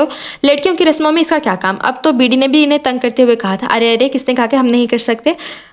हम लड़की की सहेलियां हैं, और नमूने किसे कहा? आपने? ये दुल्हन का भाई है, और मेरा भी खबरदार जिसे नमूना कहा। इसे नमूना कहने का हक सिर्फ मेरा है। मिशेल के अंदर की बहन ने जोश मारा था, जबकि इसके सपोर्ट करने पर हमदान ने दोनों हाथों से इसकी बलाएं ली थी। दूध पिलाई की रस्म के लिए लाए थे हम दूध, पर इसे चेक करने के लिए थोड़ा सा पिया था, मतलब थोड़ा सा टेस्ट किया था, मगर वो बहुत मज़े का था, इसलिए हम वो सारा ही पी के। मिशेल ने दांत निकालते हुए कहा था। इसीलिए तो हमने हॉल में रस्म नहीं की। रही बात जूते चुराई की, तो हमने कौन सा कर ली है? आपके पाँव में ही है। बस ना बरो, चुप करके पैसे निकाले, हमें चेंज करना है ये हैवी ड्रेस में, और बर्दाश्त नहीं कर सकती। मिशेल ने बात करते जब बीडी पर कोई असर नहीं होते देखा तो आखिरी हथियार आजमाते इसके सीने से लगी लाड से बोली, जिस पर बीडी ने मुस्कुराते हुए इसके बालों पर लब रखे थे। अच्छा अच्छा ठीक है मेरा बच्चा, मैं मजाक कर रहा था, लेकिन मेरे पास पैसे नहीं, पर तुम लोगों के लिए कुछ और ज़रूर है, इसके लिए वेट करो। वो प्यार से खुद से अलग करते इन्हें वहीं रुकने का कहते अपने कमरे के साथ वाले रूम में गया था। वो तीनों तजुस्सुस से इस कमरे की जानिब देखने लगे। तभी वो अंदर से बाहर निकला। इसके हाथ में लाल रंग की मुखमली की 2 लंबी डब्बियां थी, जो उसने लाकर एक मिशेल और नाहिल के हवाले की थी। ये लो बच्चे, अब खुश? इसने दोनों के सर पर हाथ रखते पूछा था। जी जी, बहुत बहुत खुश, लव यू सो मच। वो दोनों एक जुबान होकर बोलती इससे कंधे से लगती वहां से भाग गई थी, जबकि हमदान मुंह खोले से देख रहा था। मेरा तोहफा किधर है? हमदान ने दुखी आवाज में पूछा। सॉरी यार, तुम्हारा याद नहीं रहा, बीडी ने कंधे उचकाते नॉर्मल लहजे में कहा। इसका जवाब सुनकर हमदान का मुंह लटक गया। अच्छा ना, मजाक था, ये लो। बीडी ने इसको उदास चेहरे को देखकर तंग करने का इरादा तुर्क करते इसके सामने चाबी करते हुए कहा था। हमदान ने सालिया नजरों से चाबी को देखा था। ये किस चीज़ की चाबी है? हमदान के पूछने पर बीडी ने इसका हाथ पकड़कर चाबी इनमें थमाई थी। तुम्हारे फेवरेट मॉडल की हवाई बाइक की चाबी है, फार्म हाउस में खड़ी है, कल जाकर देख लेना। अब खुश? बीडी की बात सुनकर हमदान की खुशी का तो कोई ठिकाना ही नहीं रहा था। बहुत बहुत खुश यार, शुक्रिया। वो खुशी से कहते से गले लगा था और साथ ही से गाल चुम गया था। अबे मैं तेरी महबूबा नहीं, जा अपना काम करो और मुझे भी जाने दे, मेरी बीवी अंदर मेरा इंतजार कर रही है। बीडी ने इसकी हरकत पर इसे खुद से दूर करते गाल रगड़ते हुए कहा था, जिस पर हमदान ने इसे फ्लाई किस करते वहां से भाग गया था। बीडी मुस्कुराती इसकी पुष्ट देखी थी। इसकी यही छोटी सी दुनिया थी और उसका कुल एहसासा भी। वो इन पर रौब जरूर जमाता था, मगर इनसे मोहब्बत भी बेहद करता था, और ये बात वो भी बहुत अच्छे से जानते थे। इसीलिए तो पूरी शादी में इसे तंग किया और अपनी मर्जी से तमाम रिस्में की, क्योंकि उन्हें मालूम था बीडी इनकी खुशियाँ देखकर इन्हें कुछ नहीं कहेगा। अपनी नज़रों का जाविया अब इसने अपने कमरे के दरवाजे की जानिब किया था, जहाँ इसकी मोहब्बत थी, जो इसकी बीवी की हैसियत पर अब राजमान हो चुकी थी। वो कमरे में दाखिल हुआ तो बेड पर बैठी मोमल की धड़कनें तेज़ हुई थी और हथेलियां पसीने से तर हुई थी। वो तो पहले ही काफ़ी घबराई हुई थी कि अब तो ऐसा मालूम हो रहा था जैसे दिल ही बाहर आ जाएगा। बीडी ने इसे देखा जो सामने बेड पर महरून लहंगा फैलाए रवायती दुल्हनों की तरह बैठी थी। बीडी आज ब्लैक शेरवानी पहने हुए था। बेशक दोनों की जोड़ी बहुत खूबसूरत लग रही थी। दरवाज़ा लॉक करते वो बेड के करीब पहुँचकर इस पर बैठा था कि मोमल इससे करीब बैठने पर पूरी की पूरी काँप गई थी। इसका काँपना अयान ने अच्छी तरह महसूस किया था। अयान ने इसे गोद में रखा, इसे नाजुक और घबराहट से सर पड़ता हाथ अपने हाथ की गिरफ्त में लिया था। अयान की इस हरकत पर मोमल के गाल एकदम गुलाबी हुए थे और दिल के धड़कन में इजाफा हुआ था। मोमिल, क्या बात है, आप इतना घबरा क्यों रही हैं? बेफिक्र रहे और नॉर्मल हो जाए, मैं आपको कुछ नहीं कहने वाला। यार शोर से कौन डरता है, मैं भयानक बिल्कुल नहीं हूँ। इसे नॉर्मल करने के लिए बीडी ने शरारती अंदाज में कहा था, जिस पर मोमिल भी थोड़ा रिलैक्स हुई थी, मगर दिल में अपने झूठ पकड़े जाने का डर भी था कि कहीं इसकी आंखों में दर्द हया के रंग देकर उसका झूठ पकड़ न ले। अच्छा चलो, सबसे पहले तुम्हारी मुंह दिखाई देते हैं, मगर इसके लिए तुम्हें घूंघट उठाना भी ज़रूरी है, तो इजाज़त है क्या? अयान ने बड़ी मोहब्बत से इसकी इजाज़त मांगी थी और इसकी अदा मोमिल के दिल को भाई थी। मोमिल ने आहिस्ता से अपना सर हिलाया, गोया इजाज़त दी हो, जिस पर बीडी ने मुस्कुराते हुए इस हसीना के चेहरे से पर्दा हटाया तो इसकी नज़रों की प्यास बुझाने में रुकावट बना हुआ था। घूंघट उठाते ही वो साकित रह गया था। वो जानता था सामने बैठी लड़की खूबसूरती की मूरत थी, मगर इस वक्त तैयार होकर वो ब्लडी डेवल पर भी बिजलियाँ गिरा रही थी। मुझे लगता है मेरे लिए सबसे ज़्यादा खतरनाक तुम साबित होने वाले हो। जानती हो क्यों? बीडी खुमार आलूद लहजे में कहता आखिर में मोमिल से पूछ गया था, जिस पर मोमिल ने हैरत से नाम में सर हिलाया। इसकी नज़रें अभी भी झुकी हुई थी, क्योंकि मुझे आज तक कोई भी चीज़ कोई इंसान अपना ऐसे ही नहीं कर सका सिवाय तुम्हारे। तुम वो वाहिद हस्ती हो जिसने मेरी सोचों, मेरी दिमाग, हत्ता के मेरे दिल पर कब्जा कर लिया, वो भी पहली मुलाकात में। तुम जानती हो मोमिल, मुझे तुम्हारी आंखों से इश्क हुआ है। चेहरा तो ऊपर उठाओ, मुझे इन आंखों को करीब से देखना है। बीडी ने कहने के साथ अपनी उंगलियां इसकी ठोड़ी के नीचे रखकर इसका चेहरा ऊपर किया, जबकि मोमिल तो आंखों से मोहब्बत वाली बात पर अटकी थी। आपको मेरी आंखों से क्यों मोहब्बत हुई, ये तो देखने की सलाहियत भी नहीं रखती। मोमिल की बात पर बीडी आगे बढ़ के इसे दोनों आंखों पर बारी बारी बोसा देते पीछे हुआ था। तुम्हारी आंखें चाहे कुछ नहीं देख सकती, मगर मुझे इनमें अपनी पूरी दुनिया नजर आती है। मुझे तुमसे कुछ नहीं कहना सिवाय तुम्हारे साथ के। मुझे कोई परवाह नहीं कि तुम देख सकती हो या नहीं, मुझे बस दिल की आंखें चाहिए जो मेरी चाहत, मेरी मोहब्बत को देख सकें। बोलो, क्या तुम मेरा साथ दोगी? क्या तुम मेरी मोहब्बत की कदर करते हो? मुझसे भी बदले में मोहब्बत करोगी? मेरी वफा के जवाब में वफा दोगी? बीडी के इतने खूबसूरत इजहार पर मोमिल की आंखें नम हुई थी और इसके सवाल पर इसने पूरे सच से दिल से हाँ में सर हिलाया था, जिस पर अय्यान ने अपना माथा मोमिल के माथे से जोड़ा था। एक नई और खूबसूरत जिंदगी इनके मुंतजर थी, मगर अभी बहुत सी तकलीफें बाकी थी जिससे इन दोनों ही बेखबर थे। वो डाइनिंग टेबल पर शर्माई घबराई बैठी थी, जबकि बीडी नजरें इसके झुके चेहरे का तवाफ कर रही थी और सबके दरमियान बीडी की हरकत मोमिल को और पजल कर रही थी। मिशेल और मनाहिल भी डाइनिंग टेबल पर मौजूद थी, जबकि हमदान तो सुबह होते ही फार्म हाउस चला गया था। सारी रात इसने कैसे सब्र किया था वही जानता था। इसका बस चलता तो वो रात को ही फार्म हाउस चला जाता, मगर जानता था अगर अभी गया तो सुबह बीडी इसको सजा के तौर पर इसकी हैवी बाइक वापस ले लेता। इसीलिए बेचारे ने मुश्किल से ही सही पर रात गुजार ली थी, मगर फजर पड़ते ही वो फार्म हाउस रवाना हो गया था। बस कर दे भाई, आपकी है, मगर क्या आप मेरी प्यारी सी क्यूट सी भाभी को नज़रों से ही खा जाएंगे? बस कर दे, नज़र ना लगा देना आप मेरी भाभी को। मिशेल जो बीडी को ही देख रही थी शार्टी लहजे में बोली, बेफिक्र रहो बेटा, मोहब्बत भी नजर नहीं लगती और वैसे भी मेरी बीवी है यार, मुझे जैसे मर्जी देखो और जितनी मर्जी देर देखो, मुझे कौन रोक सकता है? बीडी ने बिना मोमिल के चेहरे से नजरें हटाए कहा था। अच्छा ना, बस करे, नाश्ता करने दे मेरी भाभी को और खुद भी नाश्ता करें। मिशेल जो मोमिल के साथ बैठी थी मोमिल के गिर्द अपनी बाहें फैलाते हुए बोली थी। अच्छा भाई, तुम कहती हो तो मैं अपनी गुड़िया की बात मान लेता हूँ, वरना मेरा इरादा तो बस नज़रों की भूख प्यास ख़त्म करने का था, जो ख़त्म ही नहीं होती। पर कोई बात नहीं, ये काम मैं अपने कमरे में कर लूँगा। बीडी ने बेबाक से कहती मोमिल को सर से पाँव तक लाल कर गया था। मनाहिल इस दौरान खामोशी से नाश्ता करते इनकी बातें इंजॉय कर रही थी। बीडी ने अपना ध्यान नाश्ते की तरफ किया और अपने लिए पराठा उठाया। इसकी आदत थी सुबह को हैवी नाश्ता करने की। मिशेल और हमदान तो लाइट नाश्ता ही करते थे, इसीलिए बस बीडी के लिए ही पराठा बनाया जाता था। बीडी के नाश्ते की तरफ मुतवज्जा होने पर मोमिल ने भी सुख का सांस लिया था और खुद भी नाश्ता करने लगी थी, जो मोमिल इसके सामने रख चुकी थी। वो चारों भी फार्म हाउस के लिए रवाना हो चुके थे। हमदान तो वैसे भी वहीं था, तो बीडी ने इसे वापस आने से मना कर दिया था। वलीमे का प्रोग्राम कैंसिल करते बीडी ने इन्हें पैसों को गरीबों में खाना तकसीम करवा दिया था और वो सब फार्म हाउस में बारबेक्यू पार्टी करनी थी। और वहीं बीडी का कोई खास मेहमान भी आने वाला था, जिसका बीडी और हमदान के अलावा किसी को इल्म ना था। मोमिल भाई ने तुम्हें क्या मुंह दिखाई दिया, हमें भी दिखा। फार्म हाउस पहुंचकर बीडी और हमदान बारबेक्यू बनाने में बिजी हो चुकी थे, जबकि मिशेल और मनाहिल मोमिल वहीं पास लॉन में रखी कुर्सियों पर बैठी थी। तभी बातों के दरमियान अचानक मनाहिल ने पूछा, जिस पर मोमिल ने अपने गर्दन की तरफ इशारा किया, जहां खूबसूरत गोल्डन की नफीस चैन थी, जिसमें 3 छोटे बारिश की बूंद की शक्ल में डायमंड्स लगे थे। बेशक वो बहुत खूबसूरत थी। वाओ यार, बहुत खूबसूरत है, मिशेल और मनाहिल ने एक साथ कहा था। शुक्रिया। पता क्या वो कह रहे थे कि एक और तोहफा बाकी है जो तुम्हें बहुत पसंद आएगा। मैं बहुत एक्साइटेड हूँ, पता नहीं क्या होगा, पर भी फिर दिल भी उदास होता है कि मैं कौन सा देख सकती हूँ। ये तोहफा भी तो नहीं देख सकती, मगर मैं महसूस करती हूँ और ये बात ही मुझे खुशी देती है। मोमिल ने एक्साइटेड होते हुए कहा था, मगर फिर कहीं इन्हें शक ना हो जाए, इसीलिए जल्दी से आखिर में लहजे में अफसोस लाते झूठ बोला था। ओह यार, प्लीज़ ऐसी बातें ना क्या करो। वैसे भी बताओ मेरे भाई कैसे लगे तुम्हें? मिशेल ने इसका ध्यान हटाने की कोशिश करते शारती लहजे में कहा था। अच्छे हैं। मोमिल ने शर्माते हुए हल्की आवाज़ में कहा था। अच्छे? हाँ, बहुत अच्छे हैं। बताओ। हाँ, इस बार मनाहिल ने भी शारती अंदाज में कहा था। बहुत अच्छे। मोमिल ने फिर से हल्की आवाज़ में कहा था। और रोमांटिक कितने हैं? प्लीज़ यार, तंग मत करो ना। मिशेल की बात पर मोमिल ने चारा दोनों हाथों में छुपाते हया आलूद लहजे में कहा था, जिस पर मनाहिल और मिशेल के बुलंद कहके गूंजे थे, जबकि इनके कहका लगाने पर बीडी और हमदान ने हैरत से पीछे मुड़कर इन्हें देखा था। इन्हें क्या हो गया जो यूं चुड़ैलों की तरह हंस रही हैं? हमदान ने हैरत से बीडी से सवाल किया था, जिस पर बीडी कंधे उचकाते बारबेक्यू की तरफ मतवज्जा हो गया था, जैसा कहना चाहता हो कि मुझे क्या पता। हमदान भी अपने हाथों में पकड़े पंखे से कोयलों को हवा देने लगा था। मनाहिल को फार्म हाउस के अंदर जाता देखकर हमदान भी जल्दी से पीछे गया था, जबकि बीडी ने पुरसोच निगाहों से इसे जाते देखा था। वो अपने ध्यान में जा रही थी कि अचानक किसी के पीछे से हाथ पकड़ने पर रुकी थी। वो अच्छे से जान गई थी कि हाथ पकड़ने वाला कौन था। हाथ छोड़ो मेरा हमदान, इसने स्पाट लहजे में कहा था। नहीं छोड़ूंगा, जब तक तुम मेरी बात नहीं सुनती मैं हाथ नहीं छोड़ूंगा। हमदान ने रिटाई से कहा था। तुम्हारा मसला क्या है? तुम्हें समझ नहीं आ रही मैंने क्या? हाथ छोड़ो। मनाहिल ने गुस्से से कहते अपना हाथ एक झटके से छुड़वाया था। मसला मेरे साथ नहीं तुम्हारे साथ है, जो तुम मुझे इग्नोर कर रही हो। 2 दिन हो गए हम मुझे बर्दाश्त करते, कम से कम इंसान दूसरे की बात भी सुन लेता है, लेकिन नहीं, तुम्हें तो मेरी बात भी नहीं सुननी। तुम्हें तो मुझ पर यकीन ही नहीं है। हमदान ने भी अपने अंदर का गुबार निकाला था। हाँ, मुझे नहीं सुनी तुम्हारी कोई बात। हो गई तसल्ली, मिल गया सुकून, अब जाओ दिमाग ख़राब ना करो मेरा। मनाहिल ने बेजारी से कहते जाना चाहा था, जिस पर हमदान ने फिर से इसका हाथ पकड़ कर इसे रोका था। नाहिल, तुम मुझ पर शक कर रही हो, अपनी मोहब्बत पर। तुम्हें मेरी मोहब्बत, मेरे खलूस पर शक है और उस लड़की पर यकीन है जिसे तुम जानती भी नहीं हो, और मुझ पर तुम्हें यकीन नहीं जिसे तुम बचपन से जानती हो। अगर यकीन दिलाने के लिए मैं तुम्हें इस लड़की से गवाही दिलाने की बात करूं तो तुम कहती हो कि मैं उसे ज़बरदस्ती मजबूर करके लाऊंगा। यार सच में मैं उसे नहीं जानता। वो लड़की मुझे तुम्हारी नज़रों में गिरा रही है क्योंकि मैंने तुम्हारे लिए उसे छोड़ा, इसीलिए वो तुम्हें मेरे खिलाफ करके इस चीज़ का बदला लेना चाहती है। सच में यार, वो फ़ोटोज़ फेक है। हमदान ने इसे यकीन दिलाने की भरपूर कोशिश की थी, मगर मनाहिल तो कुछ सुनने के और किसी बात पर यकीन करने के मूड में नहीं थी।